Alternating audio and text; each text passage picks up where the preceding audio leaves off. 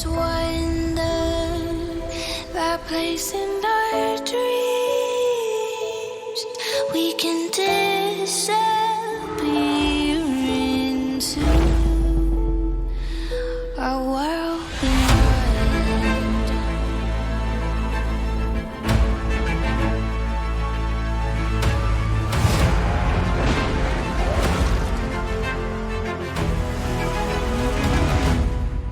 Bring me that horizon. If we can imagine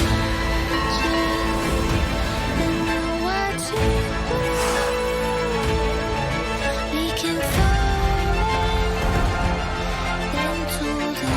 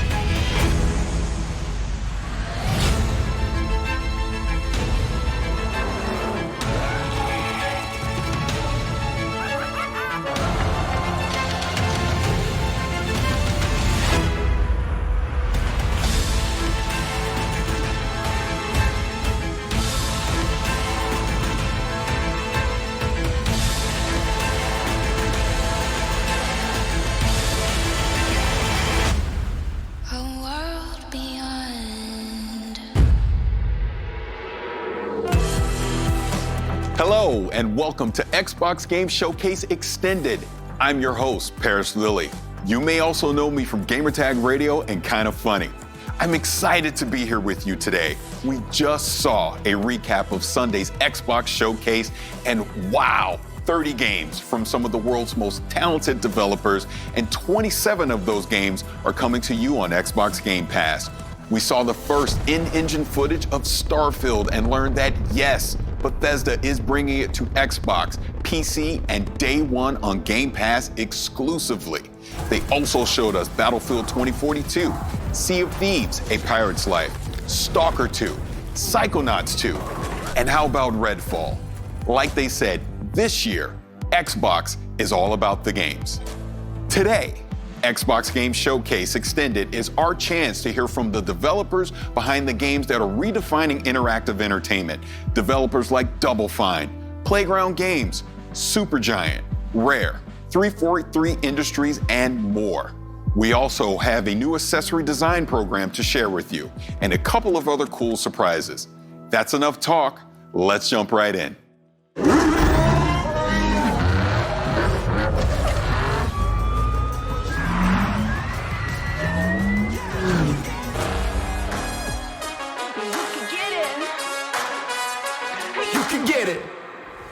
You can see it for yourselves. Forza Horizon 5 looks phenomenal.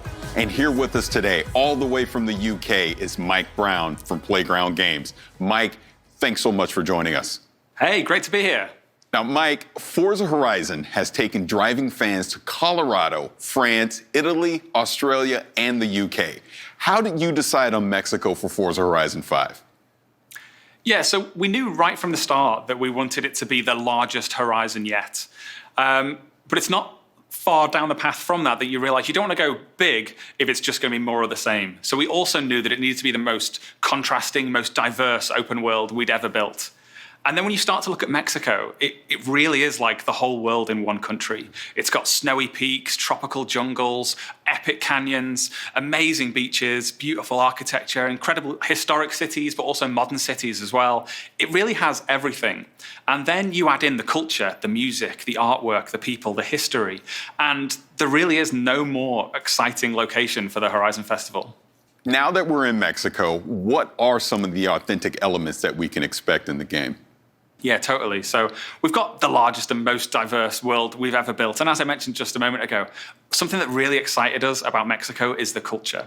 So we've worked with creatives from all across Mexico. We've had Mexican artists produce beautiful mural artwork that you'll find on the walls around the game. We've worked with Mexican music acts to produce original compositions for the game. We've worked with Mexican scriptwriters and actors so that all of those Mexican voices you hear in the game will sound really authentic. And perhaps not as obvious, but the other thing that is super authentic is all of our light data and skies. So we had a team out in Mexico with our 12K HDR sky capture rig. We captured more than 400 hours of sky data, and then we recreate that in game. So all of the light, the shadows, the color information, all of it is recreated in game based on real light data captured from Mexico. So everything you're seeing there just has that real authenticity, that feeling of reality. Now, we got a peek at Event Lab. Now, what can you tell us about that? Yeah, so Event Lab is a really exciting new suite of tools that will allow people in the community to create whatever they can imagine, really. If we look at the video right now, all of this that we see has been built using that Event Lab tool set. The bowling pins that have been placed, so someone's gone along, they've placed those, and then they've created rules that touch on them as well. So as we see, every time they're hitting them, a rule has been set up such that it gives players points. And then also in that clip, you can see that everyone else in that multiplayer session is hitting bowling pins as well, and all of that is adding into a collective team score. The rules could have easily been set up so that it wasn't a team score, that it was competitive. All of that creative freedom is open to players. It's as a game designer, I think it's the feature that I'm most excited about in Forza Horizon 5. And I would say as a gamer, it's a feature I'm definitely excited about because this really is going to open up some unique features between me and my friends. Now, with the power of the Xbox Series X and the S, what are some of the new technical features that we can expect? So in Forza Vista, we're really able to turn up everything, ramp everything on, turn on ray tracing, and we have the cars looking more realistic than they ever have before, unparalleled detail. But that detail, it does apply to the rest of the world as well. During the Xbox E3 showcase the other day, I mentioned we'd modeled the detail on everything, right down to the individual needles on the Cholla cactus. That was just the plants that happened to be closest to the camera at that point. That level of detail is applied to everything that you see. And thanks to the power of the Xbox Series consoles, it's not just things that are right in front of the camera as well. We've really been able to push out all of the LODs and the draw distance and everything so that everything in the scene is full of that detail. And then, as I mentioned earlier, we capture that light data from Mexico, so you get this realistic lighting, shadows, AO, all of it comes together to create a scene that just looks real. Now, Mike, when can the world expect to play Forza Horizon 5? Sure. So we're launching this holiday on the Xbox Series consoles, the Xbox One consoles. We're on PC, on both the Windows 10 Store and Steam. Of course, we're in Game Pass and Game Pass Ultimate. And you can play us on your Android device with Xbox Cloud Gaming. And players who purchase the Premium Edition, or if they're a Game Pass subscriber and get the Premium Add-ons bundle, you'll get early access as well. So you'll be able to play a little bit earlier than everybody else. Now, Mike, this is a huge moment for you and the team. What does this mean to you? Yeah, well, for me personally, I mean, I've been working on the Forza franchise for a really, really long time, but this is my first game as creative director. So in this period over the last few days and week or so, as people are seeing it for the first time, for me, it's probably been one of the most exciting experiences of my life. It's been absolutely incredible. Again, Mike, thank you so much for being here. Thank you so much for having me. It's been a pleasure. Later in the show, we'll be hearing from the developers behind games like Age of Empires 4, Shredders, and Grounded. But first, the team at Ninja Theory has something to share with you. Here's Tamim, Chief Creative Ninja, to explain what they've been hard at work on for Hellblade 2. Hello everyone, and welcome to our brand spanking new Ninja House in Cambridge. I wanted to give you an update on the work so far for Senua's Saga Hellblade 2. What we're doing right now is building a good chunky slice of the game before we then move into full production to build out the rest. Hellblade was very special for us, and we didn't want to do a straight sequel. We wanted to do something extra special, and so we're making our lives as difficult as possible in that pursuit. The game is set in Iceland, 9th century Iceland, so we've been sending out art and audio teams out there, doing photography, photogrammetry, and combining it with satellite data to recreate large swathes of the landscape. On the character front, we're building real costumes, scanning them in. We're collaborating with Epic Games to bring you next-generation digital characters. On the combat front, we want it to be extra real and brutal, And so Melina, our main actress, has been training for 2 years, and all of our animators have undergone combat training. And so what you're going to see here is not a trailer, it's not a gameplay reveal, but rather a montage of the kind of work we've been up to. Hope you like it.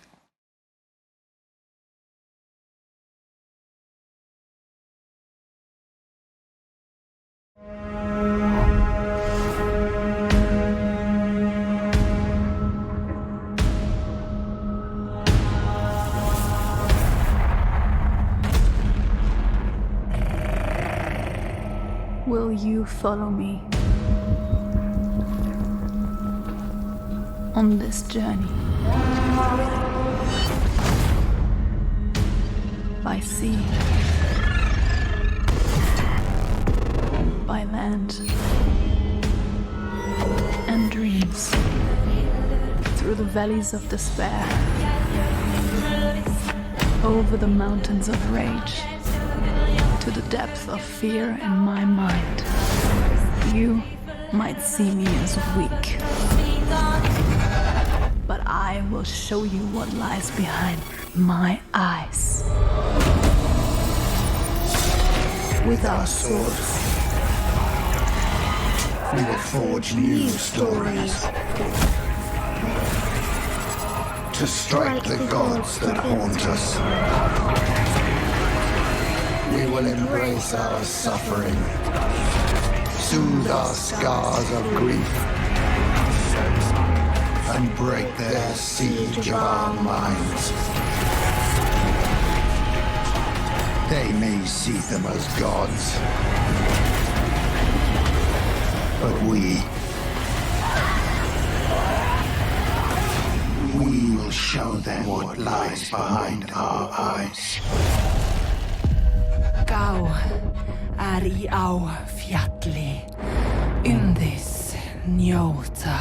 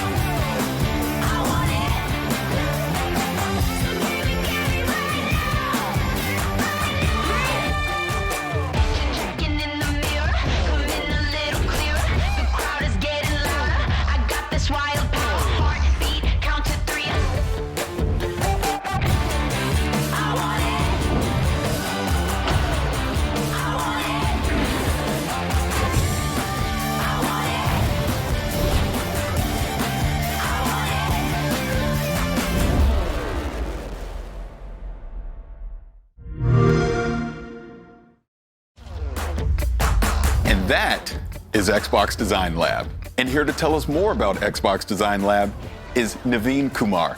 Naveen, thank you so much for joining us. Thanks, Paris. So, what is Xbox Design Lab? Design Lab is a controller customization service on Xbox.com where you can choose nearly any color combination you want for your controller and really make it yours. You can design a controller based off your favorite video game character, your favorite sports team, or whatever inspires you. And you can think of Design Lab as your own personal design studio. Now, we've originally launched Design Lab 5 years ago and have since sold millions of controllers to fans around the world. But then we had to take a pause as we brought up our latest generation of Xbox hardware. But now we're back offering customization on the latest generation Xbox wireless controller. Now, we have so many awesome controllers here right now. Can you kind of talk a little bit about them? Yeah, well, right off the bat, you can see there's tons of color options to choose from. For most of the parts on the controller, you can choose among 18 different colors for all the different pieces on the exterior. 3 of those colors are brand new to Design Lab. We have Shock Blue, Pulse Red, and my personal favorite, the Electric Volt color. Most of the colors include post-consumer recycled resins in them. So there's a portion of things that are ground up, like automotive headlights, recycled water bottle jugs, things that make the controller more eco-friendly. We also have new button options for the ABXY button set and the View Menu Share, including a really cool button option for ABXY that's a throwback to the original Xbox 360 controller. So you got to check that out. And yeah, this is just the beginning. We're excited to introduce more customization options over time. Now, 2 of these controllers were inspired by games. Can you talk about that? Yeah, so there's a blue and green and purple one that's inspired by Psychonauts 2. We just love the key art for that one, so we work with our partners to develop a controller to help bring that to life. And there's also one that's inspired by Grounded and the aphid character from that game. We had a lot of fun in designing that as well, as the controller kind of looks like an aphid if you look at it from the right angles. Now, I created my own controller. I'm going to pick it up now. I'm a huge Los Angeles Lakers fan. World champion Los Angeles Lakers, and my design was inspired by that. So I went with the yellow on the front, I went with the purple on the back. I designed the buttons kind of with the black accent along with the shoulders and the triggers. But I also did an inscription on it, and my inscription says, "Ka can't cook." And that is inspired by my good friend, Khalif Adams. He does a fantastic show called Spawn on Me, but he's a terrible cook. So I want to make sure that every time I pick up a controller to play on Xbox, I'm reminded how terrible of a cook he is and to avoid it at all costs. But enough of terrible cooking. Let's talk about something that you designed. Yeah, I designed this controller right in front of me here. Again, on my favorite color, this Electric Volt. I just love the way that the midnight blue accents pop against it, the dark ABXY colors. And this one's inspired by a pair of sneakers I have at home, so I had to make a controller based off that. That's awesome. Now, one last thing. When can fans expect to start designing their own Xbox controllers? They can start today by visiting xbox.com/Xbox Design Lab. There's tons of inspirations to choose from. Customization is really fun. And we're shipping controllers to US, Canada, and most Western European countries. And these make great gifts, whether it's for yourself or that special gamer in your life. That is fantastic. Naveen, thank you so much for being here. Thanks, Paris. Later in the show, World's Edge will give us a deeper look at Age of Empires 4.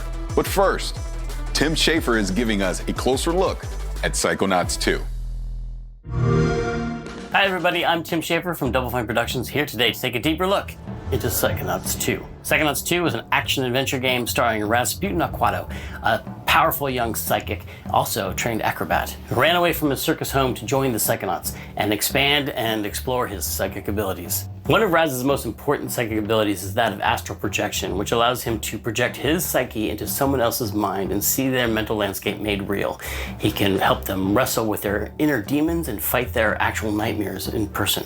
Which means that the levels in the game are actually brains. And Psychonauts 2 has even more brains than the first game. One of the first brains you'll get to visit is that of Caligosto Lobato. Now, Dr. Lobato was actually a villain in the first game, but after Raz fought him, they kind of became friends. He actually has a piece of information that Raz wants, which is who kidnapped Truman Zanotto.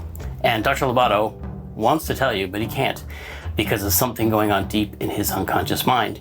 So Raz has to travel, along with Sasha, Mia, and Coach Oleander, into his mind and try to extract that information. And there's a lot of forces at work inside Lobato's mind, maybe put there by someone else, who are trying to stop you, including some of the enemies that you might recognize from the first Psychonauts game, including the Censors, entities designed to stamp out thoughts that don't belong in someone's mind, including Raz, who doesn't belong here. But you also see a lot of new enemies, such as doubts and regrets. Lobato's mind is plagued with doubts and regrets, and they're very dangerous for Raz. Did I mention there's a lot of teeth? Have I mentioned there's a lot of teeth? There's a lot of teeth. He's an amateur dentist. He doesn't know a lot about teeth, but he really, really likes them. Luckily, to fight all these enemies, Raz will have his psychic powers, including his powerful psychic punch, where he has these hands that extend psychically from his body into a powerful melee combo. He also has his psychic blast, where he can shoot a powerful energy beam out of his brain. Raz also has the ability of pyrokinesis. It's always handy to be able to burn things with your mind. And levitation. Raz can use his own thoughts, his own thought bubble over his head as a balloon to float around or ride around on to get somewhere really quickly. So with these new powers, Raz can fight all these new enemies and hopefully find out who kidnapped Truman Zanotto. Now, while Truman's been kidnapped, the person running the Psychonauts is Hollis Forsyth, the second head of the Psychonauts. Hollis is also the head of the intern program, which is what Raz has joined now that he's become part of the Psychonauts. And he is invited into Hollis's brain for instruction. Hollis is teaching him a new psychic ability called mental connection, where you can see two thoughts in someone's mind and connect them, sometimes creating new thoughts, making new things happen. While Raz is training in mental connection inside of Hollis's mental classroom, he experiments a little too far and accidentally, maybe slightly on purpose, creates a lot of interesting gambling inside of Hollis's mind because he wants to go on the mission to the Lady Luctopus Casino. Unfortunately, this connection leads to more connections, and eventually the whole thing gets out of Raz's control, and Hollis gets way too interested in gambling. And Raz has to go back into her mind, where he finds out that her memories of medical school, and where she studied neurology, have been corrupted by this gambling interest, and it becomes a casino hospital. And Raz has to actually go in there and engage with all these gambling machines in order to shut it down and return Hollis's mind back to normal. And she's gonna be really mad. Inside Hollis's mind, you'll see bigger, tougher sensors that have turned into bouncers inside the casino, and also a new enemy called Bad Idea. Bad Ideas spawn actual nasty-looking light bulbs over their head that become dangerously explosive and blow up in Raz's face. Now, headquarters. One of the things that happens in Psychonauts 2 that's most exciting to Raz is that he gets to visit the headquarters of the Psychonauts themselves, which is called the Mother Lobe. This is the center for all Psychonauts activity, and Raz gets to see his old friends Sasha and Mia, who were counselors at summer camp in the first game. He now gets to see where they work. He gets to see their offices, he gets to see their labs, he gets to see their co-workers, other agents in the field, but also he gets to see the admin and maintenance staff as they go about their business and hang out in the cafeteria, and sort of the everyday happenings of what appears to be normal in the Psychonauts world. There are a lot of little hidden pathways and treasures around the base that he can find, side quests and scavenger hunts and things that you might recognize from the first game. There's a lot of characters to meet, a lot of fun things to discover, a lot of secrets about the Psychonauts themselves, and the lore of the founding of the Psychonauts, including the Psychic Six, who were seen on stumps around the campfire in the first game, but now we get to go much deeper into the story of how they played a part in the founding of the Psychonauts, how they were brought together and recruited by Ford Cruller and turned into this amazing international espionage force.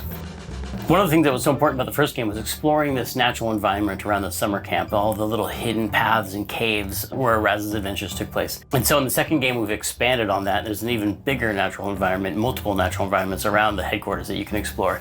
There's a quarry outside the Mother Lobe, which is where they dug out these massive deposits of Titanium. Titanium, this psychoreactive mineral that amplifies and changes psychic powers. There's lots of secrets around the quarry, lots of abandoned mines and caves and things to explore. And next door to the quarry is an abandoned roadside attraction called the Questionable Area, a sort of power vortex of strange happenings, which is also caused by the Titanium deposits in the area. Water flows uphill, animals behave strangely. There's caves dedicated to the mystery of the Sasclops, which is a giant one-eyed being that might have existed and might not have. Here in the Questionable Area, Raz's family is camped out, his entire family, as if to embarrass him in front of his new Psychonauts friends. His family has showed up and they want him back in the circus.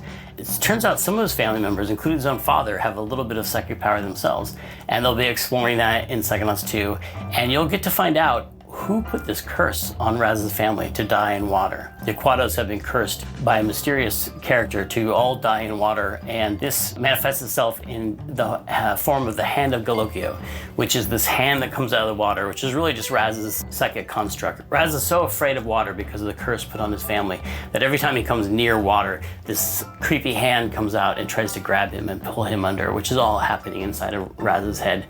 In Psychonauts 2, you'll get to find out who put this curse on Raz's family, where it came from, and what he can do about it.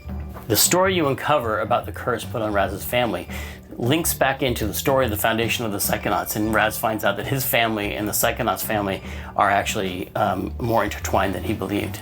So there's a lot of mystery to discover for the player and Raz and his family and his friends as they explore the connections between his family and the Psychonauts and what it all has to do with Maligula. Maligula is one of the first villains the Psychonauts ever fought. She's a powerful psychic and she's a mass murderer, and she's been believed to be dead for many years, but there's a lot of unknown things going on behind the scenes and a lot of mysteries and a lot of plots for the player to uncover in Psychonauts 2. So that's it. Thanks for taking this deeper look into Psychonauts 2 with me. The game is coming out August 25th, and you can pre-order now. So I'll stop talking so you can go and do that. Thanks for watching.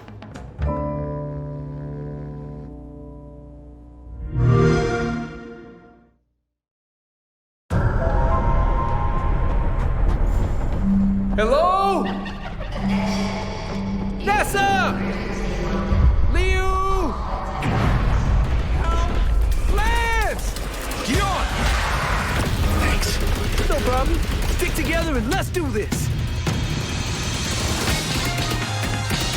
this a disco? This I do not like. I could use some help! Hit your pulse!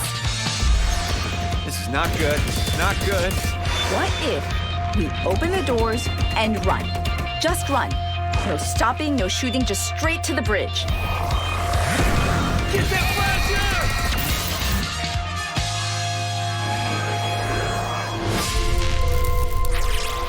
Heavy. Really? We call them tanks. I call them brutes.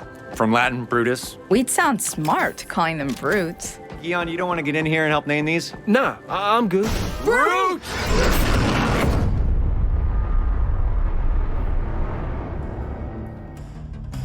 The Anacrusis is looking like a game I didn't realize I needed in my life. And here from Stray Bombay to tell us more about the Anacrusis is Chet Felicek. Chet, thank you for being here. Oh, thanks for having me. Now, talk to me about this game, the Anacrusis. What's the concept? How did you come up with this? So I grew up with late 60s, early 70s sci-fi. I love that stuff, right? Logan's Run, Yes. Battlestar Galactica, Space 1999. That wasn't cheesy to me or campy. That was just the way sci-fi was. And so we wanted to set a game in that world, right? We have those cool colors, cool shapes, fantastical sci-fi weapons and creatures. And then it also lends itself to, we wanted something that was positive about the players, the characters, you're working together. Sure, there's aliens. Sure, you're fighting them. Sure, you're trying to save Earth. But you're doing it in a positive, uplifting way. Yeah, after the pandemic, I don't think I could go back to a dreary, post-apocalyptic world. I need something uplifting, and so we wanted to deliver that. That's awesome. Now, talk to me about the gameplay. You've said that there's an infinite replayability to this. So how does that factor in? Yeah, so there's 4-player co-op. You're playing with your friends, and what we want to do is make sure that it's different every time you're playing it. And so we have a lot of different systems that do that, but underneath it all is the idea of the AI driver. The AI driver is driving everything that's happening in the game with items, where they're placed, what's happening with the creatures, what's happening with your health kits, your perks. All of those systems are driven off of that. And so what that means is, as you're playing, not only do you have those, hey, this last time we played this, there was nothing here, and this time we're being overwhelmed. Yeah. And then you also have those peaks and valleys so that you have some downtime and then you have some really big uptime in it, or a lot of combat happening in it. We're also monitoring how the people are playing. So if you're first time playing and your team isn't doing very well, we'll put health kits right on the main path for you to find. And then if you don't find them at first, we'll spawn a couple more later. But if you're really good, if you're really killing it, well, we might not put anything on the main path. And so if you want to go find your perks or if you want to go find new weapons, you have to go off that main path and go search for that. And it makes the game just a little bit harder, but in a way more interesting way than just saying, hey, let's double the health of all the enemies. Right. And then we do something of, we actually look from session to session as well. So if you play with the same 3 friends every week, and you guys have been killing it for 10 weeks in a row, well, let's mix it up for you. Let's just throw something crazy at you that you've never seen before, and 1 million aliens. And we can do that because normally when you do difficulty, you've got to be here because you don't know what happened before or after. But here, we have these really big peaks and valleys, so we can bring you to nothing for a little bit, and then have it go crazy. I love that it's scaling to your basically your skill level, right? Exactly. So that's fantastic. Now, kind of deeper dive more into the perk system that you're going to have in the game. So for the perks, we looked at a lot of games where you start with, let's say, a class-based thing, and then if you're playing with your same friends, well, I'm going to be support, you're going to be carry, someone else will be help. Like we kind of get into a rut of what systems we're playing and how we're playing. And so we want to be able to mix that up so that every time you're playing, you're also kind of choosing your role based on the perks you're getting. So perks come in this thing called the meta compiler, and you have to go find the meta compilers in the world. And once you find one, you'll have from 1 to 3 perks to choose from. And then over time, you're essentially building a deck for your character. And so you might have it where, if you saw in the trailer, there's a pulse, which is kind of like a melee shove. Well, you can invest into that, and you can have one that you can now recharge your pulse faster, and now it protects your other players around you. And then it gets more powerful, and you can actually do damage with it. So all of a sudden, you went from being a support character playing in the back to leading the charge going forward and knocking down aliens and everyone else blasting them. Or you'll get a bunch of perks that are about investing in one weapon and making it where when you do headshots, it actually does damage to other aliens around. So now you're the sniper hanging back. And so it's really mixing up that kind of experience that you're having. And you'll earn these perks as you play. So the more you play, the more perks you have. But since we want the game to always be great to play with your friends, if you've been playing, let's say you play with me. I've been playing 400 hours. You're brand new. Yeah. Well, we share the perks. So you get all the perks that I have available to me as well. So that way you get to have that experience of all that craziness Right. in your game as well. Because it's all about having fun with your friends. Right, the shared experience with your friends. Now, we kind of already talked about the inspirations, like 2000. I looked at that and it was like 2001: Space Odyssey was the first thing I thought of. But let's talk more about the enemies in the game. What was some of the inspirations for that? So the enemies is we kind of look at it of how we want the players to behave as well as feel. And so we bring in outside playtesters every week. They play our game, we watch them, and what we'd see is really good teams would stick together really tightly. And even if we send something like the Brute at them that spreads them apart, they'd quickly form back together. So we created something called the Spawner. And this is a good example of kind of how we approach the design. The Spawner you hear off in the distance, and you'll hear it, and you know what it's doing. It's spawning things. It spawns these little turrets that come at you. They're not the worst thing, but they're going to be unrelenting until you kill the Spawner. And so you'll be sticking with your team, and you'll be like, oh, wait a minute. If the Spawner comes now, and this turrets come, and we've got a guy down, we've got to go over there, I'm not sticking with my team. I'm going to go hunt that thing down. I'm going to go kill it. So you go run off, you kill it, you're feeling good about it, and then all of a sudden you realize, wait, where are my teammates? I'm all alone. There's other specials here. Oh, I'm in trouble. And it's trying to create those kind of moments where it's mixing it up, where you always want to have it where it kind of almost takes turns of one player's the last one surviving, they're the last one up, and they're helping everybody else up and get it going. And so really looking at having those enemies give you those moments for how it affects the players. Bonus question for you. What does the anacrusis actually mean? So anacrusis is a musical term. It means the notes before the song, the little kind of intro. And for this, we have a character, Boris, that you never meet. And all the players just talk about it, because I thought it was fun to have this character that you never really are sure who they are because it's everyone else describing it. And she named the barge that you're on, that you're launching these missions, the Anacrusis.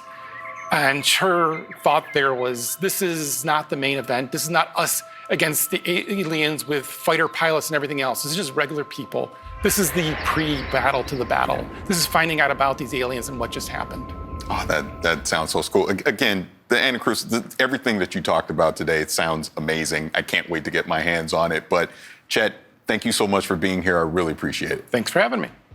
We've got so much more coming in today's show, including Obsidian Entertainment with Grounded, iLlusions and Let It Roll with Shredders, and 343 Industries with a deeper dive on that incredible multiplayer trailer for Halo Infinite. But first, the original Stalker was one of the most intense and eerie games of its era. Next year, we return to Chernobyl for Stalker 2. And Zach from GSC Game World has a closer look at the game. Let's check it out. Hi everyone, it's Zach from GSC Game World. It has been several days since the gameplay reveal of Stalker 2. Our game now has a subtitle, Heart of Chernobyl, and a release date of April 28, 2022. By the way, the pre-orders are opened for both PC and Xbox. You're obviously here willing to learn more, so here are several details about Stalker 2, Heart of Chernobyl you probably didn't know yet. So let's dive a little bit deeper in our trailer. This section of the trailer is a bandit's gunfight on the chemical plant.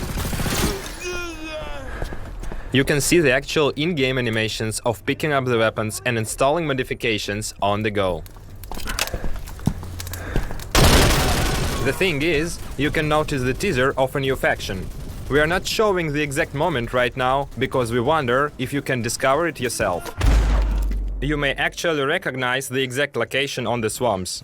If you played Stalker Clear Sky, you may remember this place. The time did the job, but the tower is definitely still there. Also in this scene, you can see a brand new detector Skiff is using for the artifact hunt. Because of its form, it's called Gilka, which actually means a branch in the Ukrainian.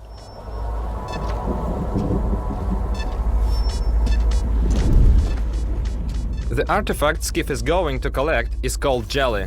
In-game, it recovers your stamina. Moving to the Dancing Man scene. Before you ask it, yes, there will be a lot of characters with an interesting fate in the zone. His hideout is located in Chernobyl too. That's a town not so far from Pripyat you have seen in the gameplay teaser.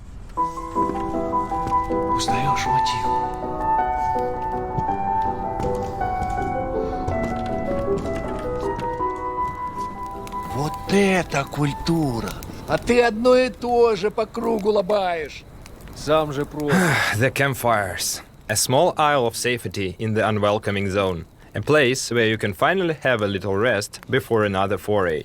You have seen the campfire during the first trailer in the Rookie Village. Of course, it wasn't the only one. The zone is full of dangers and mutants. The monsters are the result of the numerous experiments. We're not ready to show you all of them, so let's stick to the old good bloodsucker for now. Считаешь, я не думал, как обойтись без его смерти? Она не могла быть свободна, пока он жил. Зато теперь посмотри на нее. Нет, Скиф, я не отдам ее никому. Зона дала мне жизнь, новую жизнь. Жизнь, которую я готов вернуть, если потребуется. Я буду защищать ее. Всегда. In this rooftop scene, we are truly proud with the quality of the animations. We made a small behind-the-scenes video from our motion capture studio. The face photogrammetry process makes the final result as close to the reality as possible. Она не могла быть свободна, пока он жил. Я буду защищать ее. Всегда. The Gauss gun you're seeing in this section is one of the most powerful weapons from the arsenal.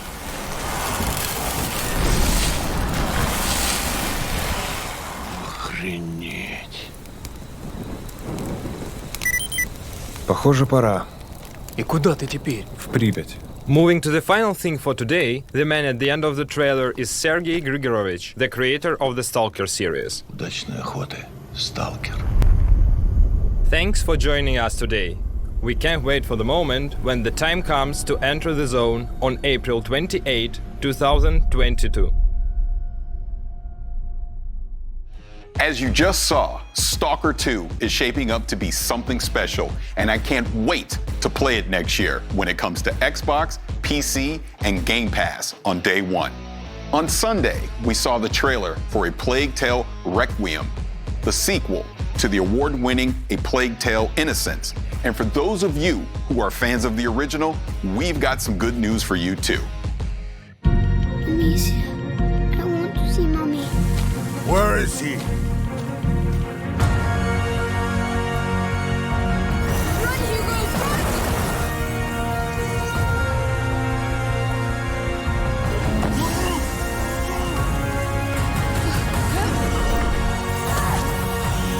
No one can escape their own blood. We call this odorous. Where is your son?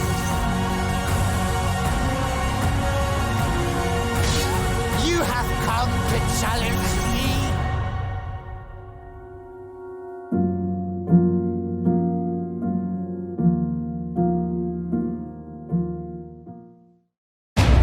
If history was in your hands, what would you build?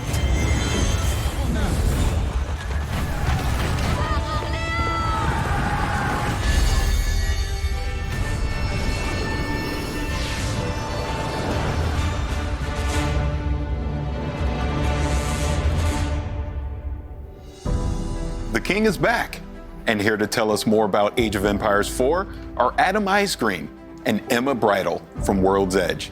Thank you both for being here. Thanks for having us on, Paris. Oh, absolutely. my legacy Age player. I'm excited for this. Now, you had some news at the briefing. Can you kind of talk about that a little more? Well, I mean, fans got to have their first looks at two more of our launch civilizations, the Abbasid dynasty and the French. Yes. And they bring a lot to the table, totally different ways to play. But I'm really excited to show them those. And then also, people got to see their first taste of naval gameplay, which we haven't shown off at all, except for a little teaser at the end of fan preview. Paying off that tease. And we also revealed one more of our campaigns, the 100 Years' War, and Joan of Arc made an appearance. We also announced that the game is coming October 28th, and it's coming to Windows Store, Steam, and of course, Game Pass for PC. Now, earlier you mentioned the two civilizations, the Abbasid dynasty and the French. Can you kind of go into detail about that? Sure. Yeah, I guess I'll start. the Abbasid. So the Abbasid dynasty is this amazing technological powerhouse of a civilization that has a really unique mechanic that we're bringing to them in Age of Empires 4. It's actually unique across all the civs that are in the game, in that they construct this bastion of knowledge called the House of Wisdom, and they can keep upgrading it with different wings, and that gives them a host of incredible technologies that leverage their army, their economy, their resources. But beyond even that, they have an incredible amount of fun units, especially camels. Unique to the civs again, the launch civs for Age of Empires 4 is camel units. And these camels have amazing abilities to buff the other units in their armies. And so you have these wonderful diverse mixes where you always want to be throwing different units together, but always including camels for the different kinds of buffs and advantages you can give to your civilization. It's great. And the French are really, really strong with trade. They've got some great options that are going to make your late game really, really interesting. They have a landmark called the House of Commerce. And for your units, you're going to really want to focus on knights and lancers. Those are your powerhouses.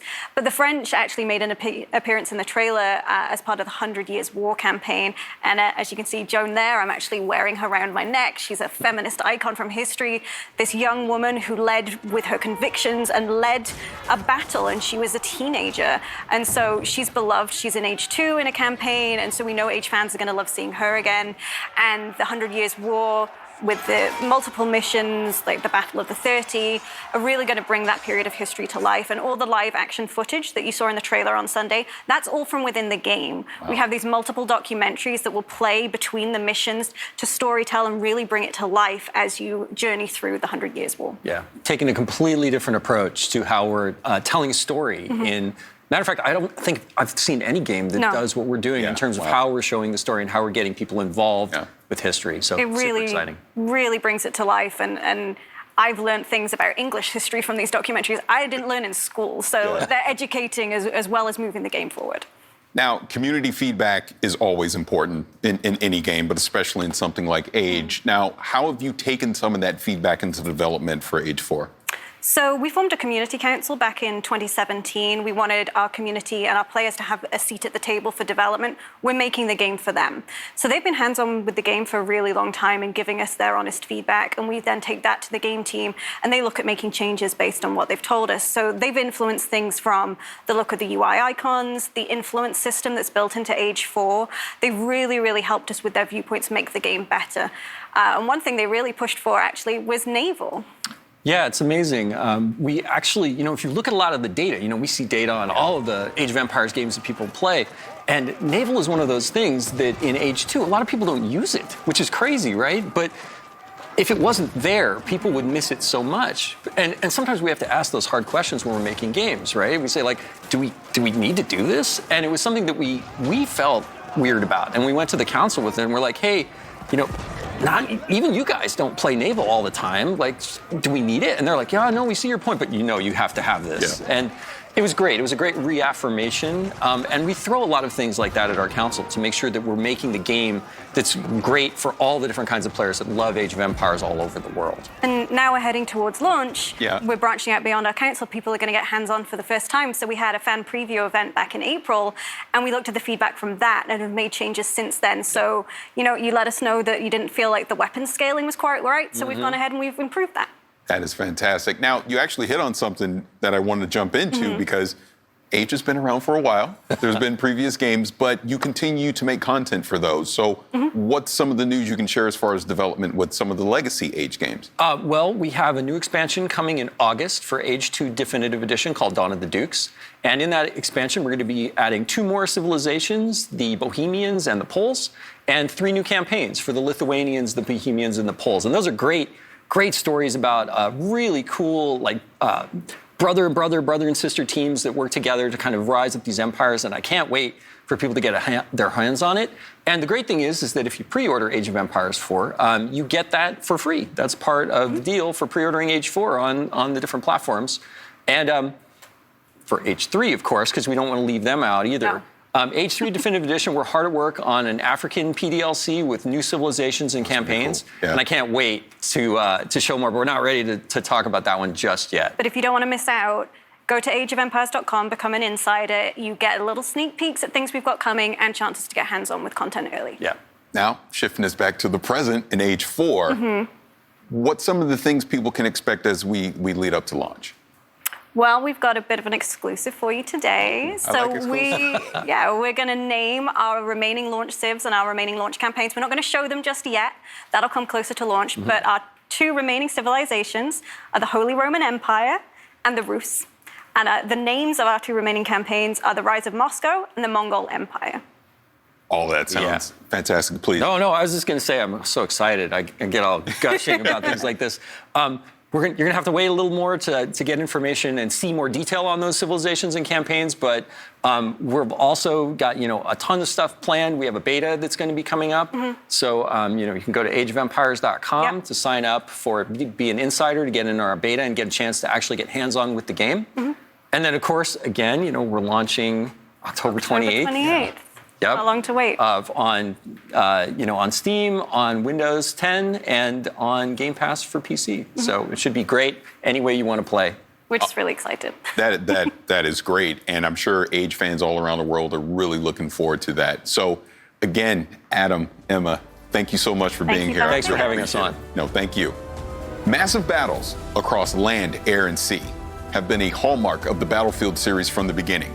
In this next video, design director Daniel Berlin will tell us more about what DICE can do when it brings all-out warfare to the world's most powerful console. Incoming fire!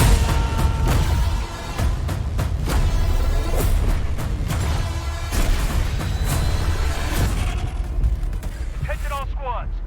The thing that will really excite players is the introduction of all this cutting-edge technology that we're just infusing into the sandbox. I think just having the comeback of the helicopter on the battlefield, it just introduces a whole new layer to the sandbox. It just gives players so much more tools that makes it more Battlefield than it's been in a very long time.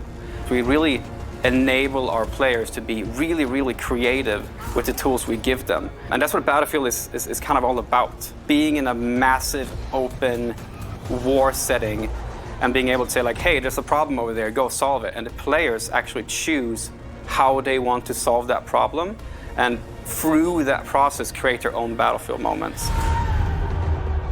So in 2042, you will experience 3 really distinct experiences.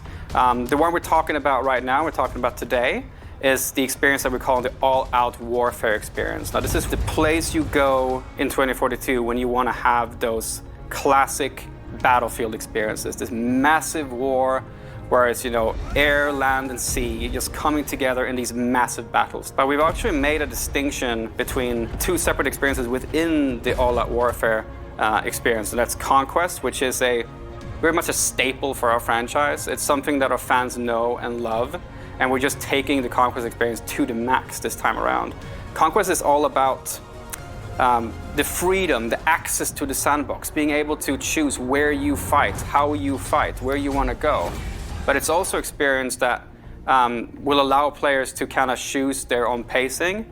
And there's moments in Conquest where it's complete chaos, when a lot of players they just converge on a single point and the chaos goes up to the maximum.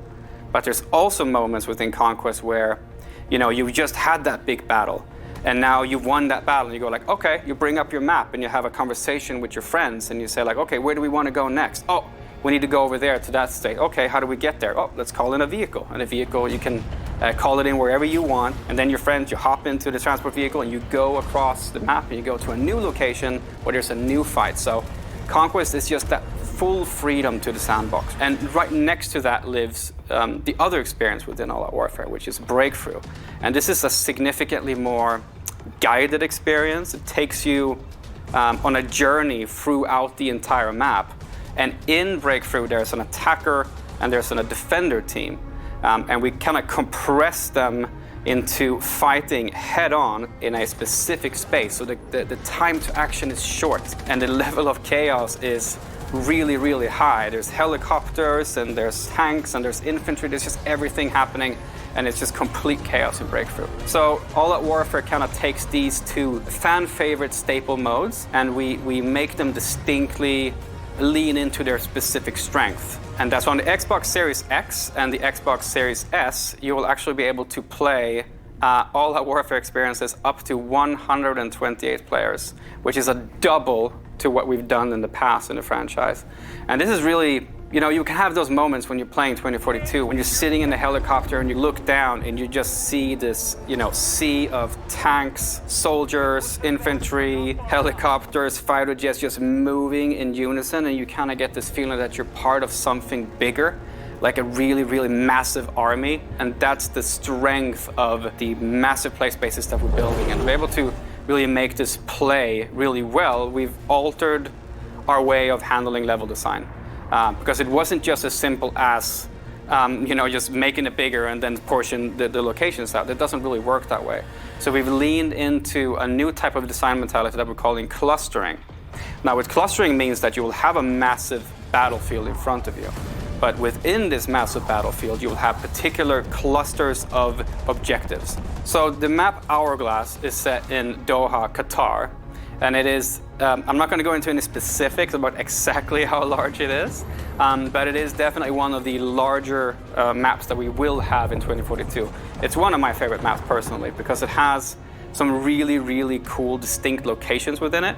Down to the south of the map, you'll have a fully destructible village. And this is a great space for infantry and vehicles alike, because as a battlefield player that infantry is skulking around inside the buildings, but when you're in your tank or your attack helicopter, you can just can destroy those buildings and get access to the infantry. And you can go further east and you'll find a bunch of high-rises, skyscrapers. And so there's a whole section there where you can enter the skyscrapers, you can go up to the top of them, you can zip line between the roofs, have fights in between the rooftops. But if you want to change it up even more, you can basically skydive off of the skyscrapers. And if you're playing a particular specialist that has access to a wingsuit, you can actually glide across the entire map space and get yourself all the way over to the stadium, which is on the east side of the map. And the stadium itself, it's a place you go when you really want to just take out your shotgun and have some close quarters combat. So the mentality here of building larger maps, but creating locations within that map where there's a particular type of gameplay. And with the Conquest game mode, for example, you will also see the fact that if you want to capture the entirety of the stadium, it's not just to go there and capture one location.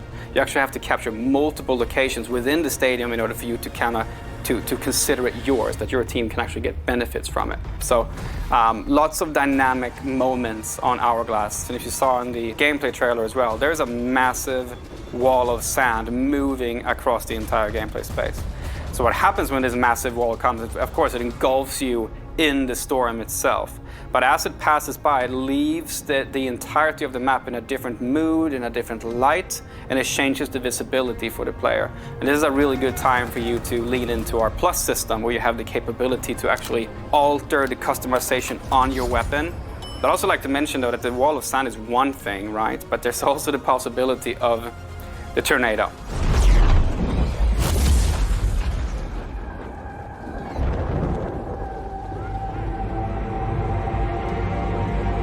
The tornado is this massive disruptor that just comes into the play space, and wherever it goes, destruction follows. It's a massive, moving, physical entity that will pick you up, throw you across the map, pull helicopters into it.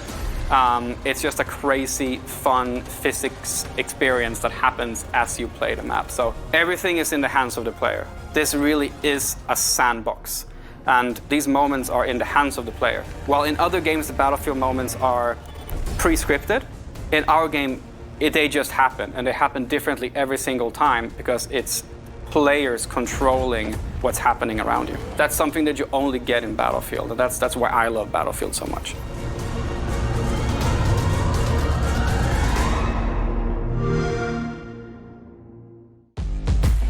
Epic action at an epic scale is what we all want from Battlefield 2042, and DICE looks poised to deliver. During the showcase on Sunday, we announced an exciting collaboration between Rare, Xbox, and Disney with Sea of Thieves, A Pirate's Life, a free update which brings Captain Jack Sparrow and his crew sailing into the Sea of Thieves. Today, we're premiering a brand new trailer showing some of the gameplay you'll experience when you team up with Jack Sparrow for this all-new adventure. I can't wait to be a part of this crew. Let's take a look. You will always remember this is the day your crew was joined by Captain Jack Sparrow. To the Sea of Thieves. Quick as you like. Chop, chop. It's time to bridge the worlds and take our rightful places as lords of the sea. Now we have awoken, and we are hungry. Perhaps they'll take me on the grand tour of me fallen kingdom. I was starting to think you'd taken a tumble. Not everyone's as steady on their feet as I am. This is the first place I've found where everyone appreciates my uniqueness. They're coming aboard! Keep your crusty claws off me! Davy Jones wishes you destroyed, and I shall oblige him. What is that infernal noise? That's Captain Infernal Noise to you, mate! Sparrow! Destroy that statue, and there'll be the double to pay. Enough of this! Hear me, my daughter! Come more than me! Whatever they've told you, it's not true. Unless it's flattering, in which case, it's all true, but they left out the best bits. Savvy?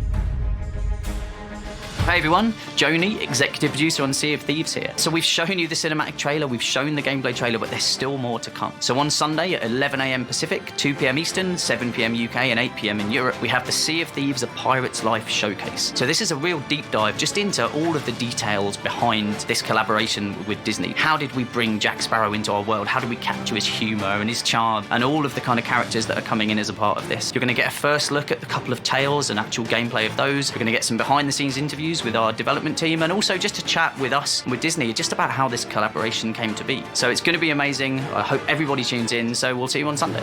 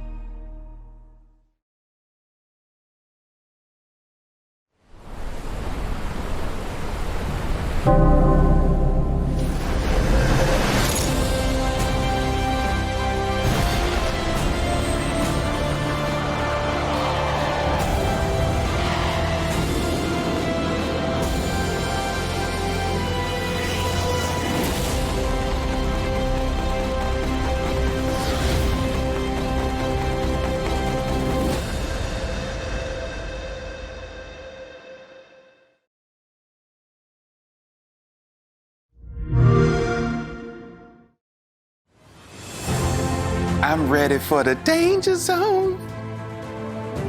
But we'll get to that in just a second. When Microsoft Flight Simulator launched last year on PC, reviewers and gamers alike were blown away by the stunning visuals and the depth of simulation. Joining us is Jorg Newman, the head of Microsoft Flight Simulator. Jorg, thank you for being here. Really appreciate it. Good to meet you. Those are cool glasses. You get your jacket. Yeah, I got my jacket as well. So you had some announcements this Sunday about Microsoft Flight Simulator. Can you go into that a little bit? Yeah, it was super cool. We announced that Microsoft Flight Simulator is coming to Xbox Series X and S. And the franchise has an awesome history on the PC. It's going back all the way to 1982. You know, it predates Office and Windows. And when we launched last year, it was on the PC only. And it was a really warm welcome from simmers and from press and from people who have never flown flight sim before. Yeah. So we're super excited that it comes to console now. And so for the first time in the history of the franchise. So I've been playing Flight Simulator since last year on PC. I have a 3080, but it is now coming to the Xbox Series X and S. What sorcery are you doing to get this running on both of those consoles? I have to know. I think it's a combination of two things, really. First off, it's a super powerful console. Yes. And then we are really using the Microsoft tech stack in an interesting way.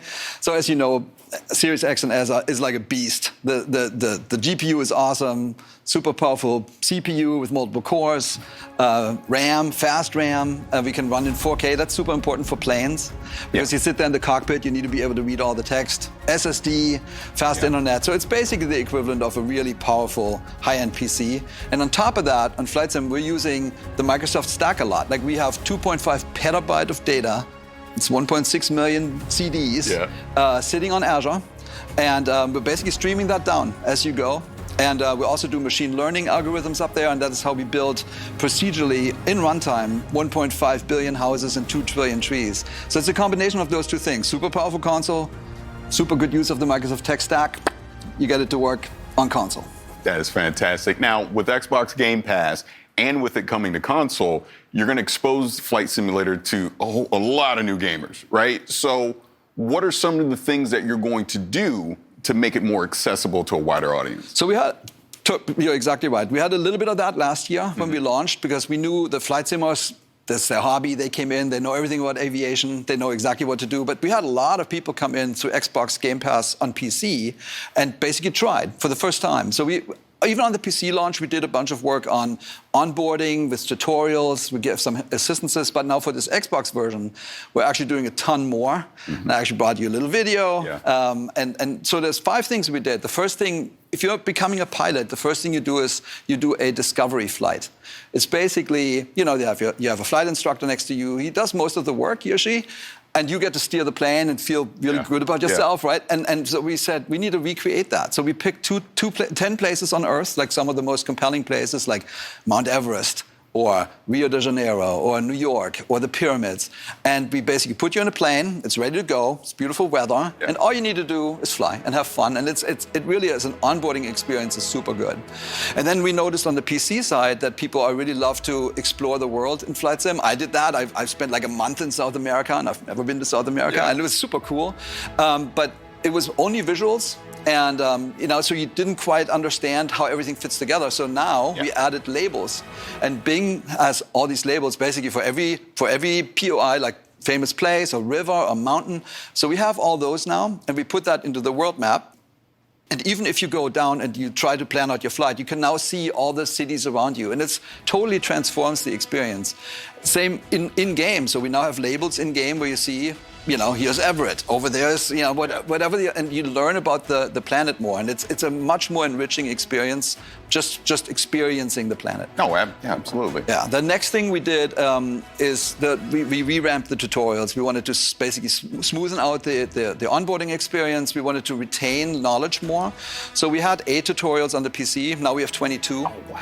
And they're shorter. They're much more focused, and we have a performance indicator system. So basically, it rates you and how you did, and you get a score. And honestly, I can speak for myself. Like, I'm totally motivated to get better and better and better. And with that, you learn more and more how you really fly. So it's been super successful, and I think it's going to help newcomers a lot. The next feature that we have it's called Flight Assistant, which I use a lot. It's basically, so imagine you fly over New York and you see you want to actually just look at the landscape and look at the city, but you know eventually you want to go to Brooklyn Bridge. So on the flight instructor, you can now flight assistants, you can now click on, go to Brooklyn Bridge, and the AI, almost like a co-pilot next to you, will fly you to the Brooklyn Bridge, and you can just look around and have an interesting time. Same with airports, which are sometimes challenging for people. Like you can click on the airport and say, please land me at, say, Newark Airport. And then the last thing is, if you really get yourself in trouble, like you stall out the plane or something like that, you can actually now click into, you can now go and basically say recover. And it's almost like the pilot is sitting next to you. It's super helpful. I think that people will love it. And the last thing was, we learned that everybody's good taking off, but some people are hesitant to land, specifically when you look at like big international airports and they seem scary and you need to talk to the air traffic controller and all that, super technical. So we added a new feature called Land Anywhere. Just let them land anywhere. And then when you do that, the first thing you see is 71% of the planet is water. Yes. So we added basically floats to a bunch of our planes, and you can land everywhere now in the ocean or in rivers or wherever. Same with snow. So we have skis on our planes now, and so you can go to the polar regions, mountaintops, or when it's winter, because we have winter when it's snowing, you can now land anywhere. So I think those 5 things in combination will really make it easier for people who have never been in a flight sim, because it's, we made a decision not to dumb down the flight sim. It's not easier. It's not gamified. Right. Like we gave assistances to help you learn how to actually fly a plane. I think we're going to achieve that. So, one thing on PC is there's a ton of flight accessories that you can use as far as various peripherals and controls. What are you going to be able to bring to the console that can somewhat replicate that experience? Totally, yeah. It's a good news story. So there's 2 really good flight sticks already on the console. It's the Thrustmaster T-Flight HOTAS 1, if you have that. And then there's also the HOTI HOTAS flight stick. Yep. And so we fully support those 2. And then we worked with all the main top-notch peripheral makers, both on PC and Xbox. And all I can say is there are going to be some really good announcements coming up. Yeah. And for Core Simmer, I can say you can now play. We have the software to have a full Core Sim experience, and we'll have the hardware on Xbox. All for the first time on a console. It's going to be great. Oh, that's going to be great. Now, we obviously had the funny start with the Top Gun Maverick expansion pack. You announced that. But can you go into a little more detail about that? Yeah, what you can expect? We couldn't be more excited, right? Like, I mean, it's really like a dream come true. If you think about entertainment and the franchises that celebrate aviation, you will actually come to Microsoft Flight Simulator and Top Gun, and it's a perfect marriage. So I can't say that much about it because the movie obviously is, keeps everything under wraps. But if you watch the trailer carefully, you saw there's some F/A-18s, and there's an aircraft carrier. There might be another plane. And then I can say is we're going to go fast, like really fast, and we're going to be in the danger zone with this one. That is going to be great. Really looking forward to that. Now, as we wrap this up, there's not much else you can say about the Maverick expansion pack, but what else can people expect from Flight Simulator in the near future? A lot. So ever since launch, we said we're going to launch and have a new update, like a big, meaningful update every single month. And we launched 9 months ago, and we had 9 updates. So we have something that's called World Updates, where we just pick a zone on Earth, like the United States or Japan or like England and Ireland, and we make that really better. Like we get the the best possible satellite imagery. We create an elevation map that basically makes the mountains look better. We create 3D cities. Like after launch, we launched London and Paris, and we also make missions. So we celebrate the planet, like with these updates, and we're just going to go around the planet. We're shipping 2 more this year and 6 more next year, and then. We also have something called sim updates, simulation updates, where we work with the manufacturers of planes, with the flight sim community out there that knows tons about everything, and also with real-world pilots. And we're basically making the sim better and better. The goal is to make the ultimate sim. Yeah. It's the perfect thing, totally authentic. And then on top of that, you should expect the unexpected. Just like with Maverick, which I don't think people really saw coming, there will be more of that. And I think all I can say is it'll get the gamers and the simmers both their hearts pounding. So keep watching the skies. That is awesome. Now, again, I'm so excited that more people are going to get to play Flight Simulator. I've been playing it on PC. I love it. I highly recommend everyone do the flight from LA to Paris. It's really good, very cathartic. But as we get out of here, I want to thank you so much for taking some time to talk about Flight Simulator. Can't wait for that expansion pack. Thank you so much. It was awesome. Thank you. Still to come, we have Grounded, Shredders, and of course, Halo Infinite. But first, one of the best PC games of 2020 was Hades, and it's got a ton of awards to prove it. Here's a closer look at what we can expect from Supergiant Games later this year on Xbox Series X and S. We just announced that Hades, our Game of the Year winning roguelike dungeon crawler, is coming soon to Xbox, and I want to introduce you to some of the gods, ghosts, and monsters you'll meet in our rendition of the ancient Greek underworld. You don't need any prior interest in Greek myth to get into Hades, but as you play, maybe you'll get to wondering how much of this stuff comes from mythology. The answer is a whole lot. Greek myth is filled with wild, fascinating, often contradictory stories of these larger-than-life characters. The Olympians are a big, complicated family, always bickering and always pushing each other, and their portrayals in classical mythology inspired our portrayals in Hades. Let's start with Hades himself. What is it now? I've a mountain of infernal parchment work. He's often relegated to the role of villain in many modern adaptations of Greek myth, but in classical mythology, he's a complicated guy, and much more principled than some of his brothers or sisters. He's so fascinating, we made a whole game about him. As the god of the dead, Hades has an imposing reputation to live up to, so he even has a monstrous pet in the three-headed hound of hell, Cerberus. The idea that this savage beast was still somebody's pet dog crystallized how we wanted to portray the gods in Hades, that despite being immortal and all-powerful, they're not so different from the rest of us. Though, let's not forget Zagreus. We've heard from many players who figured Zagreus was a god of our own creation. After all, who's ever heard of Hades having any kids? But according to some ancient sources, he did. Greetings, Father. My ransacking was a delight, thank you for asking. So I'll just be on my way again.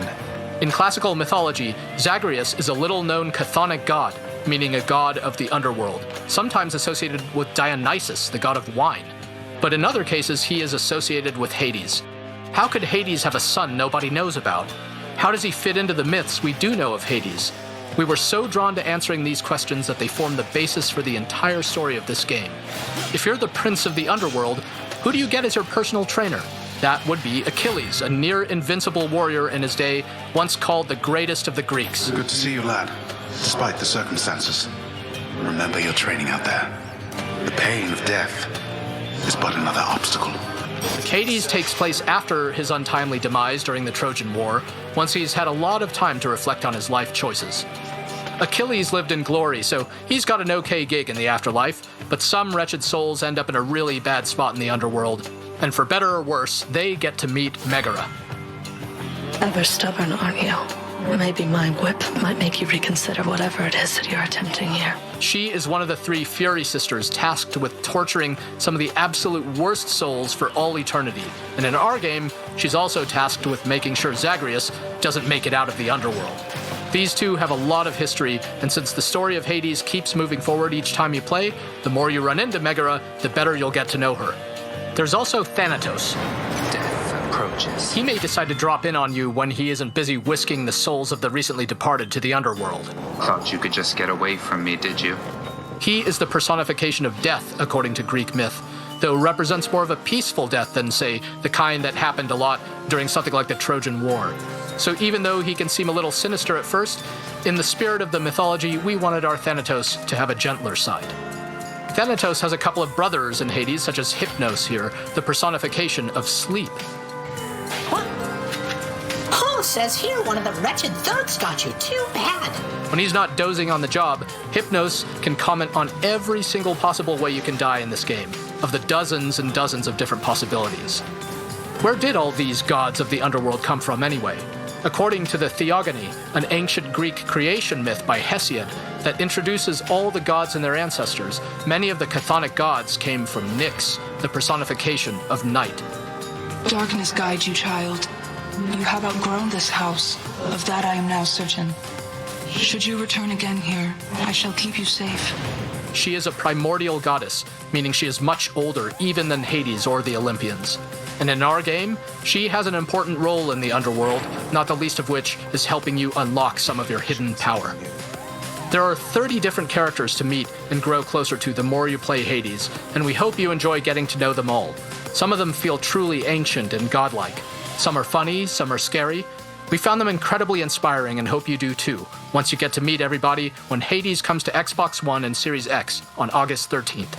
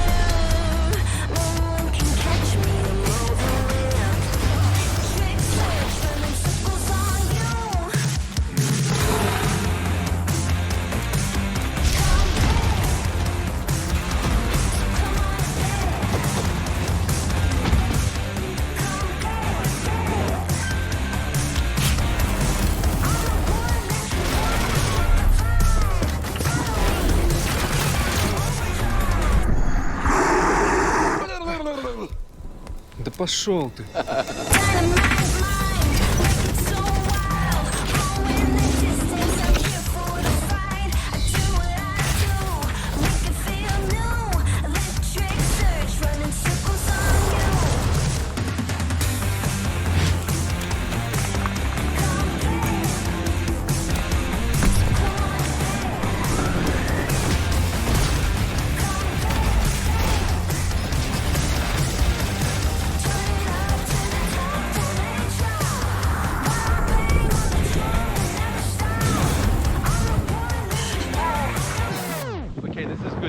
This is really good. Holy spluttering whip whoop!